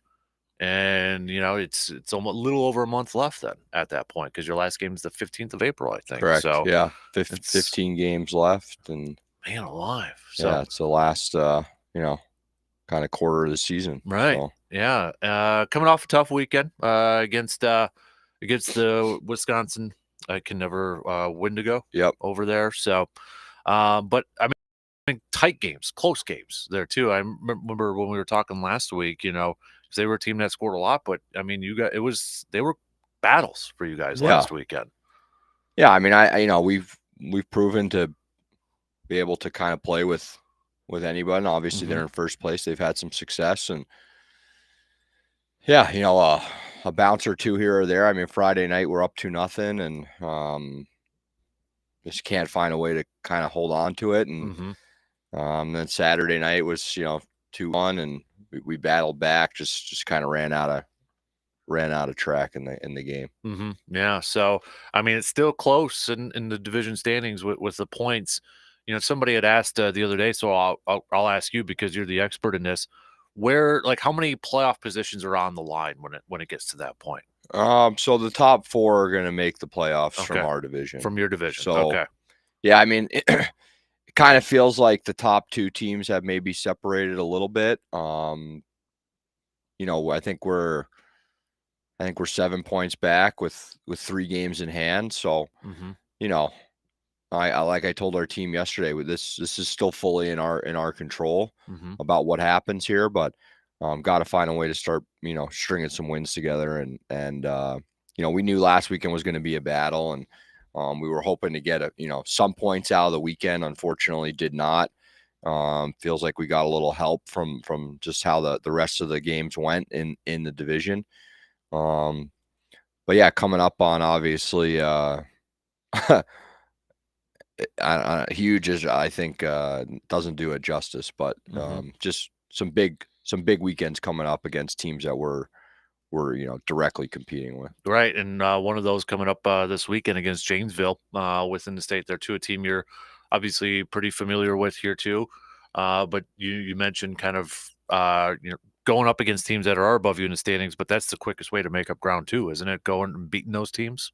For sure. Yeah. I mean, those teams right above us are the ones that we want to try and track down. And, these are kind of 4-point games, and they, I guess they all kind of are in the division, but if you can, you can win and they can not get any points, you're kind of, you're obviously shrinking that gap. So yeah, I mean, it's like I said, we knew that this stretch coming up was going to be critical for us. So we'll see where we're at. Last time you guys faced Janesville was at the end of January, so about a month since then.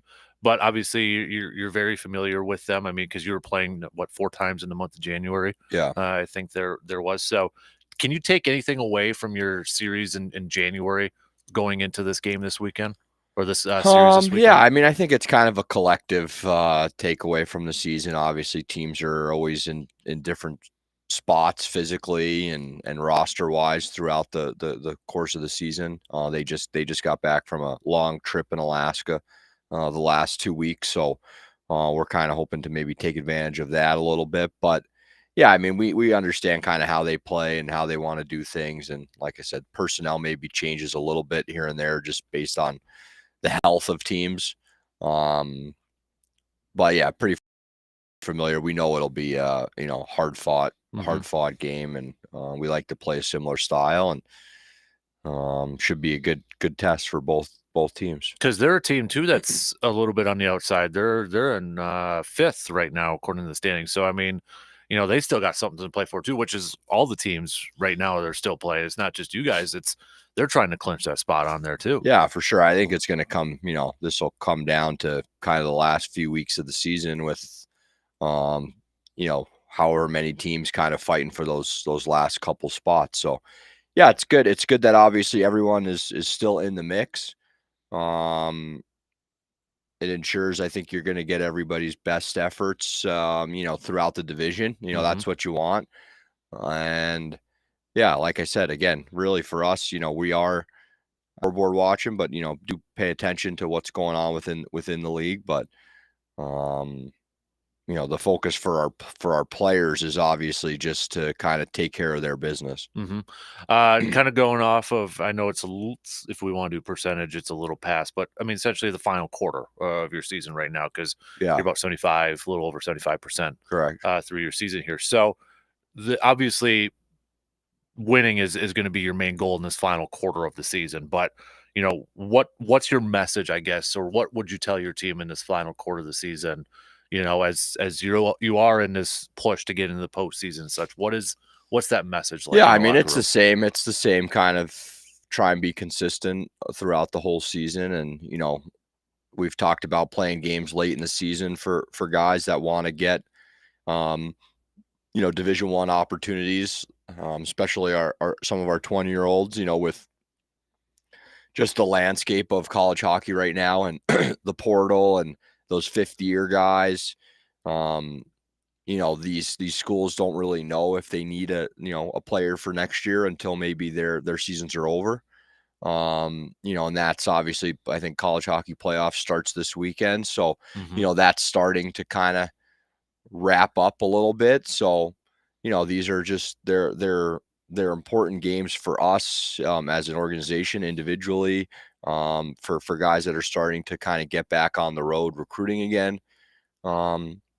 Yeah, and obviously, we have a pretty close group of players, and you just try to make sure they understand, like, hey, this is, you want to make sure you guys get to spend as much time together as possible. So, right. The way you do that is to play as long as you can. You mentioned, the colleges and that. You did have another player commit last week, Logan, right? Logan Cleary. Correct, committed last week to, was it Connecticut? University of Connecticut College, yeah. Connecticut College. It's a school, obviously, in Connecticut on the East Coast. They play in the NESCAC, which is a highly academic. It's similar to maybe like the MIAC. I think a little bit more high end academically. Most of the schools, Williams College, Wesleyan, Trinity. Some they essentially call out east call the NESC the Little Ivies. Okay. So, that's what I was imagining was the Ivy League when you're kind of talking about it a little bit. So So like I said, high end academic school, good hockey. Excited for Logan. It's a great opportunity for him. That's definitely one thing this season. You've had a lot of kids committing to college. I know we've talked about that, and that's got to be a point of pride for you too. I'd have to imagine, almost kind of like, I mean, you're not that old, but almost like a proud dad sort of thing too. Yeah, no, for sure. I mean, like I said, there's 2 parts of this. The goal, 2 kind of big goals for this level of hockey is obviously to get kids opportunities at the next level, and for us to win and fight for a Robertson Cup. So we've definitely had success in the first part of that, and hoping to have an opportunity to keep playing for the second part. Before we kind of get into some the games this weekend, because I mean, you want to look at the home schedule, it's just a few games left, and this is one of the last weekends here too. But tell us a little bit more about the futures camp that you got coming up here in the summer. Yeah, so we do a bunch of camps in the summer. Most of them are focused on the guys that are eligible to try out for our team and play for us next year. This is a camp that kind of goes underneath that age bracket. And, it's a cool experience. It's it's essentially the exact same format as the other camps that we do. So we kind of get to expose, the younger age kids to the camp atmosphere that we kind of provide and that they're going to have to go through once they get to this level. So I think there's a lot of benefits there. Obviously kids kind of come from all over the country, and so that's a cool experience to see, meet kids from all over. We do it in Chippewa, which is nice. And then for me, the biggest thing is just our coaching staff is there. We're on the benches. We're kind of, working with the kids as the games go along. We do personal exit meetings with every player, kind of let them know what we thought, some things to work on moving forward. And then for me, the most important part of it is, we put on a seminar in between the games on Saturday, and it just it's a broad level seminar kind of about junior hockey and the different avenues that are available to you. We talk about advisors and just kind of try and inform the people as best we can just about what it looks like at this level and some things to look out for. And, I just know it's hockey is a unique sport, and, Right. and this junior hockey step in the process is, like I said, unique and new to a lot of people, especially if they don't have kids that have played hockey before or come from a hockey background. So we try and enlighten mostly the parents kind of about what it looks like and try and just expose them to a little bit of the process of getting to college hockey. Interesting. All right. Good. So can anybody like listening right now, if they got kiddos, they can, in that age Absolutely. group? Yeah. Okay. Yeah. They can go on our website, tab on there that says camps, and all of the camps actually that are on there are open invite. So Okay. anybody can sign up. The links are on there. There's some contact information on there as well for our assistant coach, that if you have any questions. But yeah, it's the camps are open for registration, and it's kind of a little bit of the back of the head for me as far as Right. focus, but it's definitely something that it's immensely important for us in our organization. And Right. we kind of have to balance what we're doing right now hockey wise and the summer as well. So I'm glad you brought it up. So obviously, big series against Janesville, but promotion wise, some cool stuff here.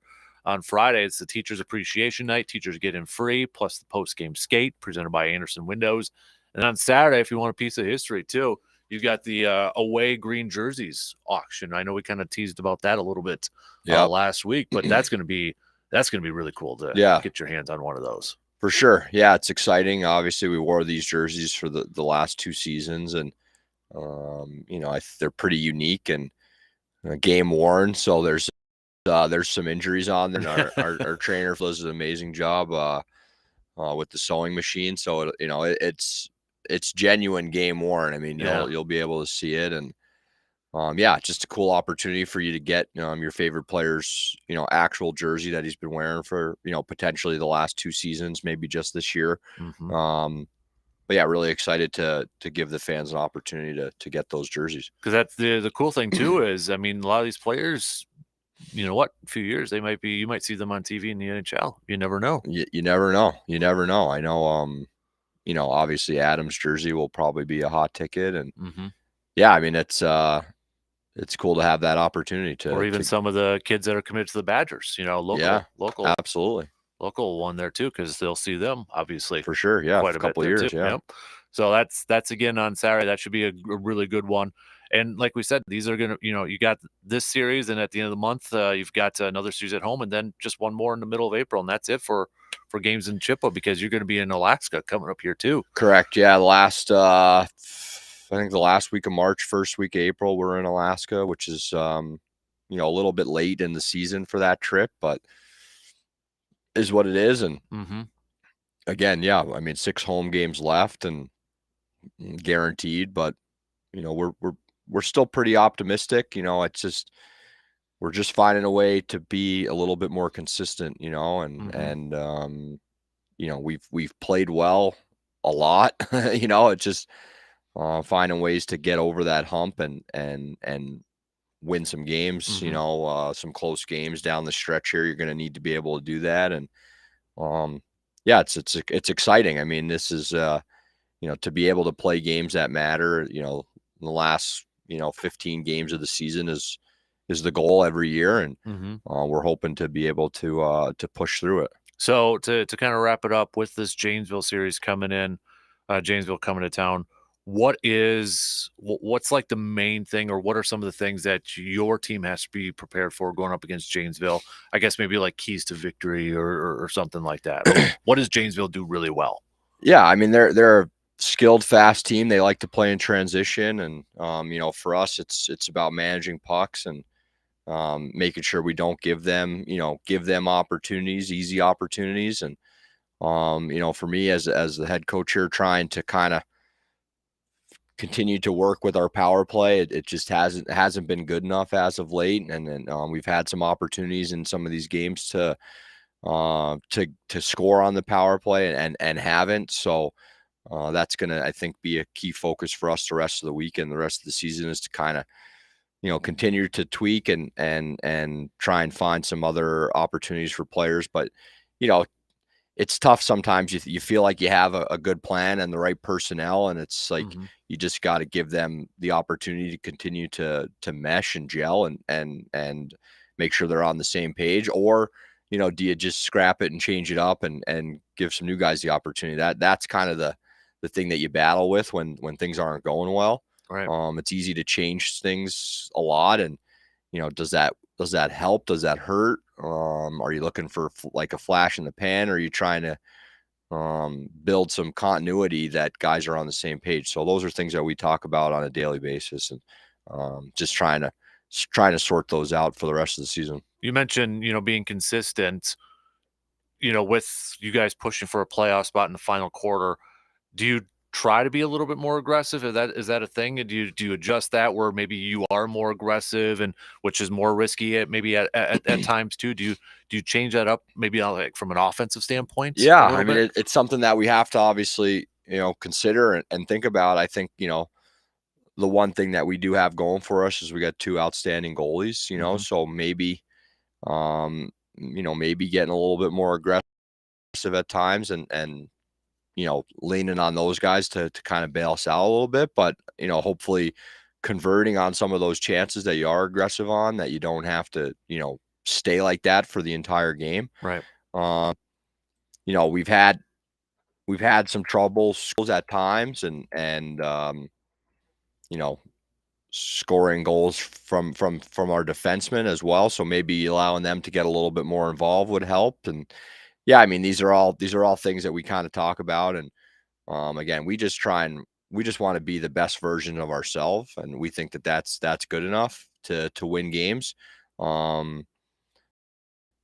So yeah, I mean, these are adjustments and decisions that we're going to have to kind of make as we come down the stretch here, because it's really nothing to save it for, right? I mean, we want to go out swinging. So looking forward to this weekend. It should be fun. Should be some good hockey. Yeah, definitely. So get out over to the Chippewa Ice Arena, the final three series at home. So make sure you go there, and especially if you want to grab one of those sweet green jerseys too. Yeah, for sure. This weekend for the jerseys and all the support is welcomed and appreciated as we push towards the playoffs. And love seeing the building full on Friday and Saturday nights. It just gives us a little bit extra juice that we need. So yeah, definitely. Well, appreciate it as always, Coach, and best of luck. And we'll talk about a sweep next week when you're in. Sounds good. You got it. All right, let's take a quick break, and then we'll talk with RJ Cardinal, our Badger analyst, coming up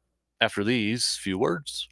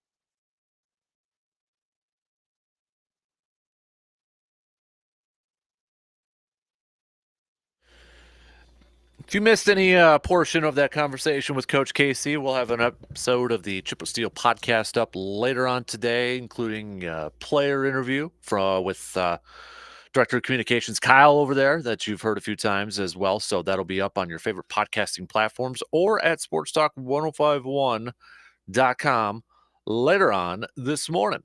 Let's jump into it. We're going to talk some Badgers with our expert in hand, Mr. RJ Cardinal.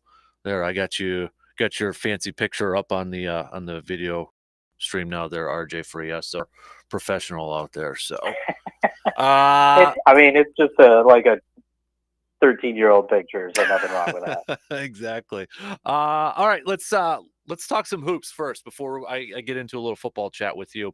So Badgers against Michigan looked like they had it, and then Dickinson hits that three. I know Greg Gard at the end of the game said that he instructed his players not to foul because of the catch and shoot situation. But let me ask you, would you still foul with 2 seconds left in that game, RJ? I mean, I don't see why not. Mm-hmm. It's really one of those where, to a T. If you were watching the Bucks game and before that, I mean, you had the NBA guys going for the foul before, being able to shoot a three, and it was kind of eerily similar how it went down, where the Bucks didn't foul either, and it kept the game close. So it's one of those. It looked like maybe Kamari McGee was trying to foul, but the refs weren't acknowledging he was fouling hard enough. Right. So we'll see where it goes, but I mean, it's more the next play, I guess.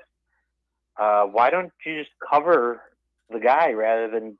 I mean, sure, if you get the tip, the clock starts a little earlier. I still think 2.1 seconds is not enough time for Hunter Dickinson to tip the ball, have it hit the ground, him grab the ball, get a dribble, turn around and shoot. Even on the replay, it looks like that clock started late to me, but it's home field advantage. You get your timekeeper to kind of play on your level there. But, it was really one of those, I just wish, you would have done a little bit better of a job on that first play when you're up 3. I would have fouled like as soon as possible. Mm-hmm. Yeah, I think I agree with you there too. Now you got 2 games left in the regular season. All the bracketology, Jerry Palm, Joe Lenardi, all have the Badgers as one of the first 4 in. You got Purdue coming up first, then you got Minnesota. Is it fair to say, RJ, in your opinion, the Purdue game doesn't really matter? You just can't lose to Minnesota. Yeah. If you lose to Minnesota, you're absolutely wrecking your chances of any sort of shot at what you might have had. So yeah, you absolutely have to beat the Gophers, and you get your 12th quad 1/2 loss if you lose to Purdue. I don't think anybody is looking at that and saying, yeah, that's a horrible loss. That's more or less one that's going to be, I think people will be okay with it. Mm-hmm. It's really just one of those where I think you can accept a team that was number 1 in the country at one point in time of the year, that, this team is probably going to lose to them, be 10-12 in quad 1/2 games. And that's 22 quad 1/2 games out of your 30, whatever you end up playing in the regular season. I even forget what it is now, but what are they, 16-12 right now with 2 games left? So 30. That's a majority of your games, where you can look at another team in this state who hasn't even played 10 quad 1 games. and actually lost to a team that has a 10-12-11 record against quad 1 and 2 teams. So, that tells you a little bit about some of that stuff. But, it's more or less the optics of it, I think, too. It'll be interesting to see where the committee actually sees Wisconsin falling, not just the bracketologists who, they get paid to do it, but they're still guessing. And those bubble teams are there for a reason. And more often than not, the Power 5 programs end up getting the nod just because of their name and ticket sales and things like that. But, we've talked about it in the past too, where those play-in games, I don't think should be automatic qualifiers. If you win your conference, you have the right to not play in one of those play-in games. It'll be interesting to see how this plays out. But you lose to Minnesota, you definitely play yourself out. I think you have a grace period of this next game to, have a win or a loss and still be okay. Mm-hmm.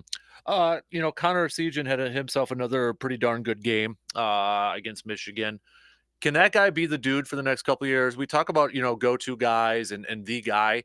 Do you think he has the makeup to be that guy in the next couple of years for the Badgers? I mean, we're seeing him starting to cut towards the hoop, and honestly, I don't know if anybody else kind of noticed it, but as soon as Chucky Hepburn went out of the game and Kamari McGee started running point, they were running the swing offense, like cutting and all that, and things were opening up for him. So I don't know what it is. I don't know if Chucky can't run the swing, but it seemed like they were going towards a more traditional swing offense, and that team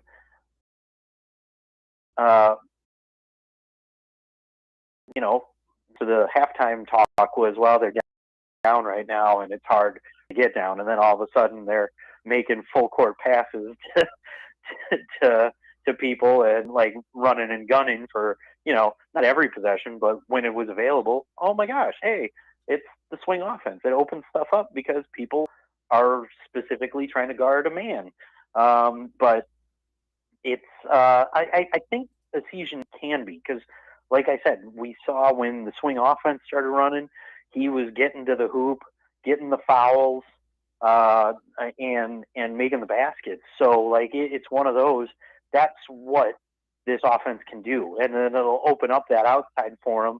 And even though he's not creating his own shots, he can run around that 3-point line, fake a guy out and cut towards the hoop, or pull up and shoot. He is one of those guys that this style of offense is perfect for, because he has that ability to I was going to say tuck and run, but that's more of a quarterback, and just be able to be an all-around player in this kind of system. And and it seems another point we're talking about every week, when this system has the athletic players and the right players in it and running it, it'll take you to a Final Four in a national championship game. Mm-hmm. Interesting. So, again, got 2 games left in the regular season, then the Big Ten Conference Tournament. Do you feel like, RJ, if they lose to Purdue, they beat Minnesota, but lose in the first round of their Big Ten Conference Tournament, that they'll still be in the big dance, maybe as a play-in team? I don't know. I think you'll have to win 1 or 2 games in the Big Ten tournament and then lose to one of those quad 1-2 teams, or, hopefully march on through the tournament a bit deeper of a run. But I think if you're looking at that, and I think you'd need to lose to one of the double bye teams in order to be able to get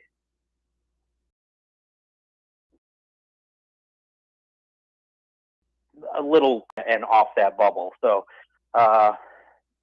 definitely 1 to 2 wins will get you in, win and maybe a loss against the quad 1/2 teams in the conference, but not not a one and done in the Big Ten tournament. Football wise, let's switch gears here, RJ, because we got the combine coming up, or it is going on this week. You know, got some Badger representation. I know Keanu Benton was a guy in the Senior Bowl that was kind of turning some heads. Do you think he's a dude that if he does all the testing and such, if he goes through it and kind of tests well and kind of, builds off that Senior Bowl, that he's a guy that can maybe move up a little bit on the draft charts? Yeah, I mean, you even look at his Senior Bowl week, and people are just like, whoa, where'd this guy come from? I even saw people saying Wisconsin didn't showcase him enough. Well, when you're getting double and triple teamed by a center and two guards or a center and a guard, you're doing your job as a nose tackle. And I think, well, the scouts and GMs have all seen that from him. But, I mean, it's another one of those where people are calling him undersized there as well, but he's got great hands and leverage, and he was a wrestler. Just putting that out there.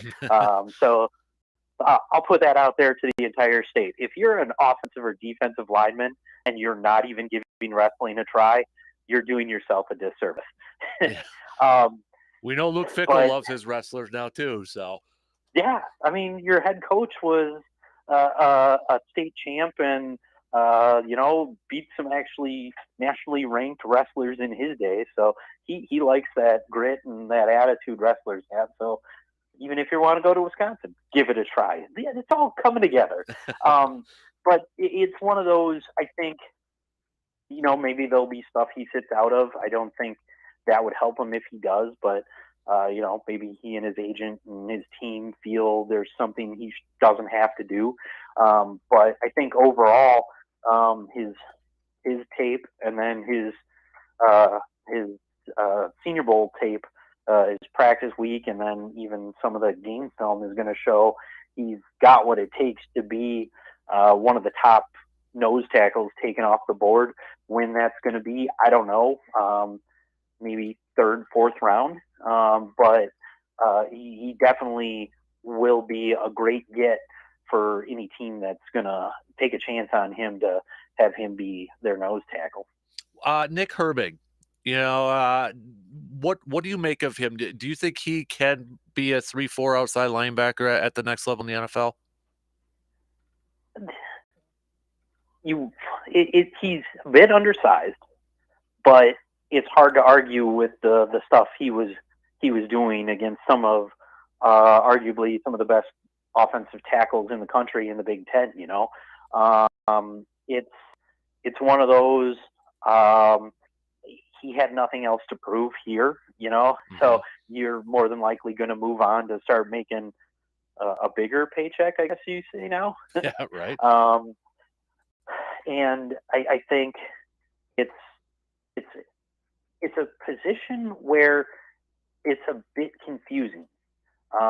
Yes, he's an All-American type talent, and we've talked about it before, but some of those other guys who were they were slower inside linebackers and system guys, whereas Herbig's not a system guy, but he just doesn't have the size, I think, that some people might be looking for, and that might hurt him. But he's definitely going to be able to be around the football. He'll be a guy who can get to the football wherever it is. And we've seen Badgers in the past who have been written off and said, you know what, system guy out of Wisconsin, played at Wisconsin. He's got slow feet. And then you see Leo Chanel jumping up the side of a bus in a victory parade, and people are like, oh, look at that athleticism. Watch his film, people. Right. Gosh, but no, it's Wisconsin, so that's just awkward to see a guy being athletic out of there. So, yeah, it'll be one of those. He'll probably be taken later than he should solely because of his size. But, I mean, when we saw blanking on his name. Why am I blanking on his name? Played for San Francisco for half a season and then retired. Oh, Borland. Chris Borland. Yeah. Didn't get starts until 8 games into the season, and then led the team in tackles for a year. He's got the nose for a football. He'll find a way to make plays, and it's just too bad that that's not something people are looking at in terms of draft position. But they'll get a steal of a pick when he goes in the 4th round or 5th round because of his size, and they don't have to pay him as much. So, those two guys definitely. And then you have Joe Tippmann too, who got invited, and that'll be one interested to see how well he grades out, because he did very well here at Wisconsin, but it's not a name I've heard a lot of draft experts and the show is talking about when they're talking about offensive linemen. Speaking of offensive linemen, I got to mention Joe Rudolph. He's going to Notre Dame now to be their offensive line coach. I mean, that's a pretty big move for Joe. I know he wasn't with the Badgers just recently. He was over Virginia Tech, I think, but obviously a lot of Badger connection there. But big time move for him going over to Notre Dame. Yeah, good for him. Nothing but respect for Rudy. It's one of those. It just wasn't working for one reason or another. Offensive lineman passed to a certain extent in his near the end of his tenure here. Weren't developing to the standard that a lot of people were thinking they were. One or two guys were, but then they went to this whole best 5 guys playing regardless of position. And it seemed from time to time that didn't mesh well, and guys weren't necessarily playing their best. But I've seen a lot of Notre Dame people point out Notre Dame has so much more talent at the offensive line than Wisconsin, where depending on the year, it's a flip of a coin on who has the most starters in the NFL right now. But it'll be interesting to see how that plays out for him. I mean, I haven't looked at the depth of that offensive line at Notre Dame, but I'd assume he won't have to start with we're going to play 5 guys regardless of their position. They just got to be the best guys.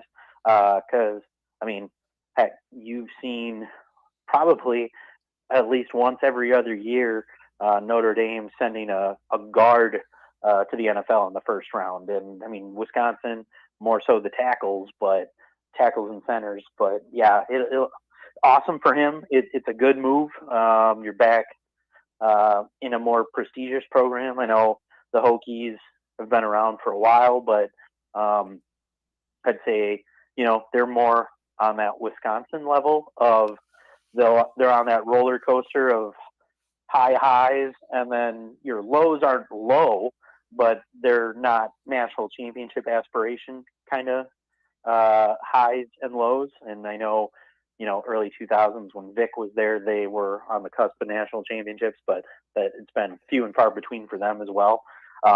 So getting back to a university where the expectations are national championship or bust, it'll be interesting to see how that plays out for him. Absolutely. To wrap it up here, RJ, we got women's hockey taking on Minnesota in the WCHA final face-off coming up on Friday. How do you like their chances?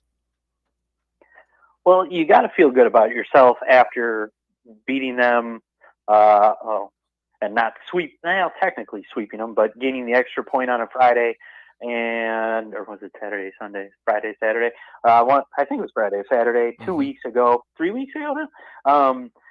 And in their arena, and I believe that's where the finals are for the WCHA. So, skating on their ice, but you already have a win over them there.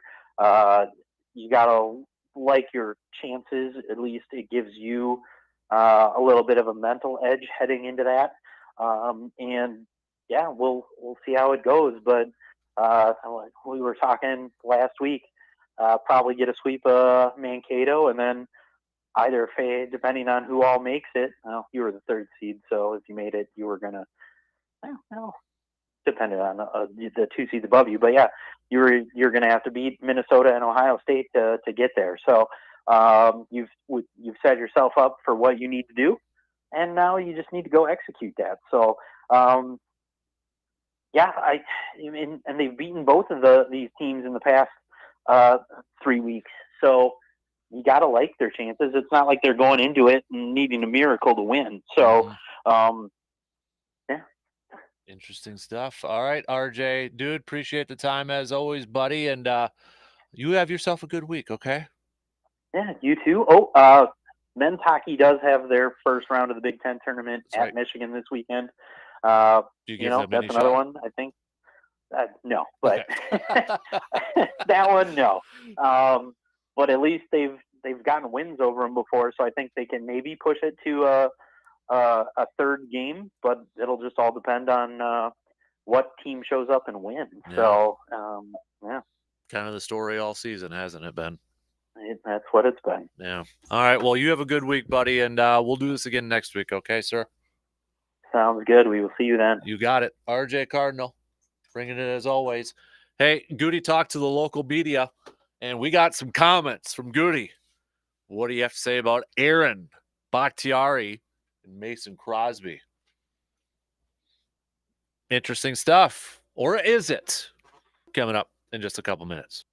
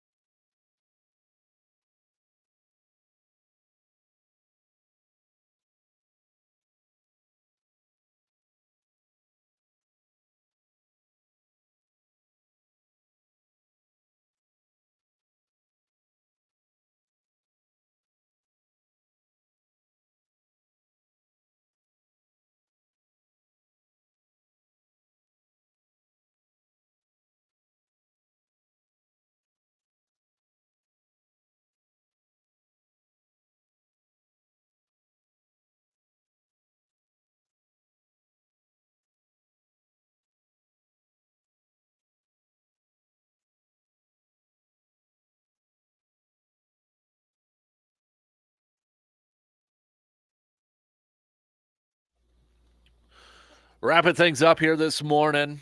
We're just going to get right into it because Goody was able to, Packers general manager Brian Gutekunst was able to do a little bit of a sit down, it looks like, with the local media, Packers media and such.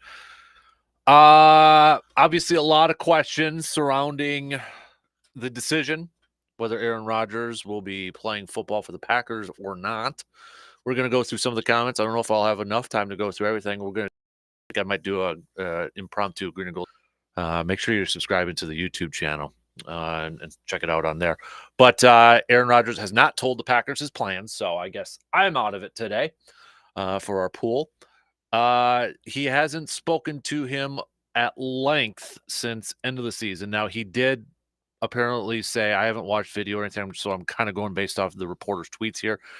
He did add that there has been some text communication with Rodgers, but really nothing else since the end of the season. He said, until we have those conversations, I think all options are on the table right now. He was asked, do you want Rodgers back? He's a great player, but until we have those conversations, I think all options are on the table. We need to have those conversations. We want what's best for the Green Bay Packers, what's best for him. So we'll get to that coming up. He is still hopes for a decision before free agency on. And okay, I'm just kind of scrolling through. So it looks like Goody's going to be going up to the podium for more questions. So you may be able to check that out online somewhere. But the big thing that a lot of people are kind of running with right now on Twitter is, when he was asked flat out, do you want Rodgers back? And, he didn't say yes. He didn't say no. It was that he's a great player, but until we have those conversations, I think all options are on the table. We need to have those conversations. We want what's best for Green Bay, for the Green Bay Packers, but what's best for him. So we'll get to that coming up. I feel like this is a guy that played both sides between Rodgers and Love, because he did say that he has been in constant communication with Jordan Love and his representation. He thinks that he's ready to play. I think he's ready to be an NFL starting quarterback. He said that he's had constant communication and that the communication has been pretty consistent. So I feel like he has to play both sides where, I think in a perfect world, if Rodgers comes back, I know I kind of mentioned the other day, I feel like Green Bay might be stuck with Rodgers. But if he comes back, he still wants to hold on to Jordan Love, so he's kind of piping up Jordan Love. Like, he doesn't want to go out there and say, yeah, we want Rodgers back, and then all of a sudden Jordan Love turn around demanding a trade. So I think that's where Goody has to play kind of that middle line. You know what I'm getting at? So, Matt LaFleur said, yeah, I want Aaron Rodgers back. Goody's got to look at it from both sides, like, what? Don't want to piss off this guy, even if Rodgers does decide to retire, but you went out there and said you would rather have Rodgers back, so I don't want to be here. He's got to play that PR side of things. He did say he hasn't fielded any calls from Rodgers, which I don't know if he can actually say that, because I think that would, I don't know if that necessarily would be tampered, because, how many times have we seen that, agreed to, and then it can't become official until the new year. So, but he did confirm that the Packers are working with David Bakhtiari on a deal to be on a restructuring, and he expects that to be done soon, and that Bakhtiari will be back on the team this year. He said that the Packers are also working on something with Kenny Clark. And he did kind of acknowledge too that it sounds like Mason Crosby will be back with the Packers too. So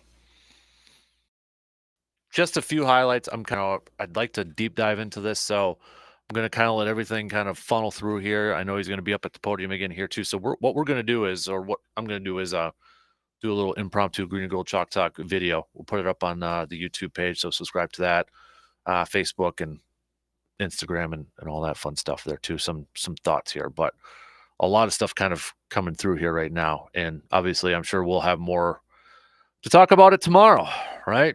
But the big things here, I think, to kind of really sum it up, Bakhtiari is going to be back with Green Bay.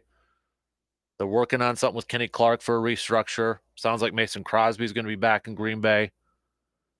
And Goody also did say if Aaron does come back, that they will have to work on a restructure. And he did make the point too that he believes Aaron will do what's best for the Packers. That's why I feel like Goody's in a position where he's good with whatever, and he doesn't want to ruffle feathers on either side. He's trying to play that, he's trying to play Sweden, the Sweden role, the neutral role, not make either Love upset or Rodgers upset. So I think he's playing this very, very, very coy, which I get it. I completely understand it. So, but we'll have more on this for sure. Tomorrow, all right, I'm out of time here. So we got Bucks tonight, though. They're taking on the Nets. Tip time, 6:30. You can check it out on the radio dials, 105.1 FM and 790 AM. Tomorrow we'll do another edition of Showdown. Obviously, we'll have some more reaction from the Combine with Goody and such. We'll get ready for getting to the end of the college basketball season. We got Badgers and Purdue coming up here too. We got more spring training games on the dial. We'll do some stock reports tomorrow, so get those ready. Whose stock is rising and whose stock is falling. And we got a little sports vigilante we'll get to tomorrow as well. Remember, if you have a suggestion on a topic or an idea or a segment, or that would make a good sports vigilante, be a producer of ours. Go to our website, sportstalk1051.com, click on the enter and win tab, and you'll see it on there. Send it to us. All right. That for us, Steve P and Danettes. They're up to yourself a fantastic Tuesday. We will be back at it again tomorrow, doing the same thing, just past 6 a.m. We'll talk to you then.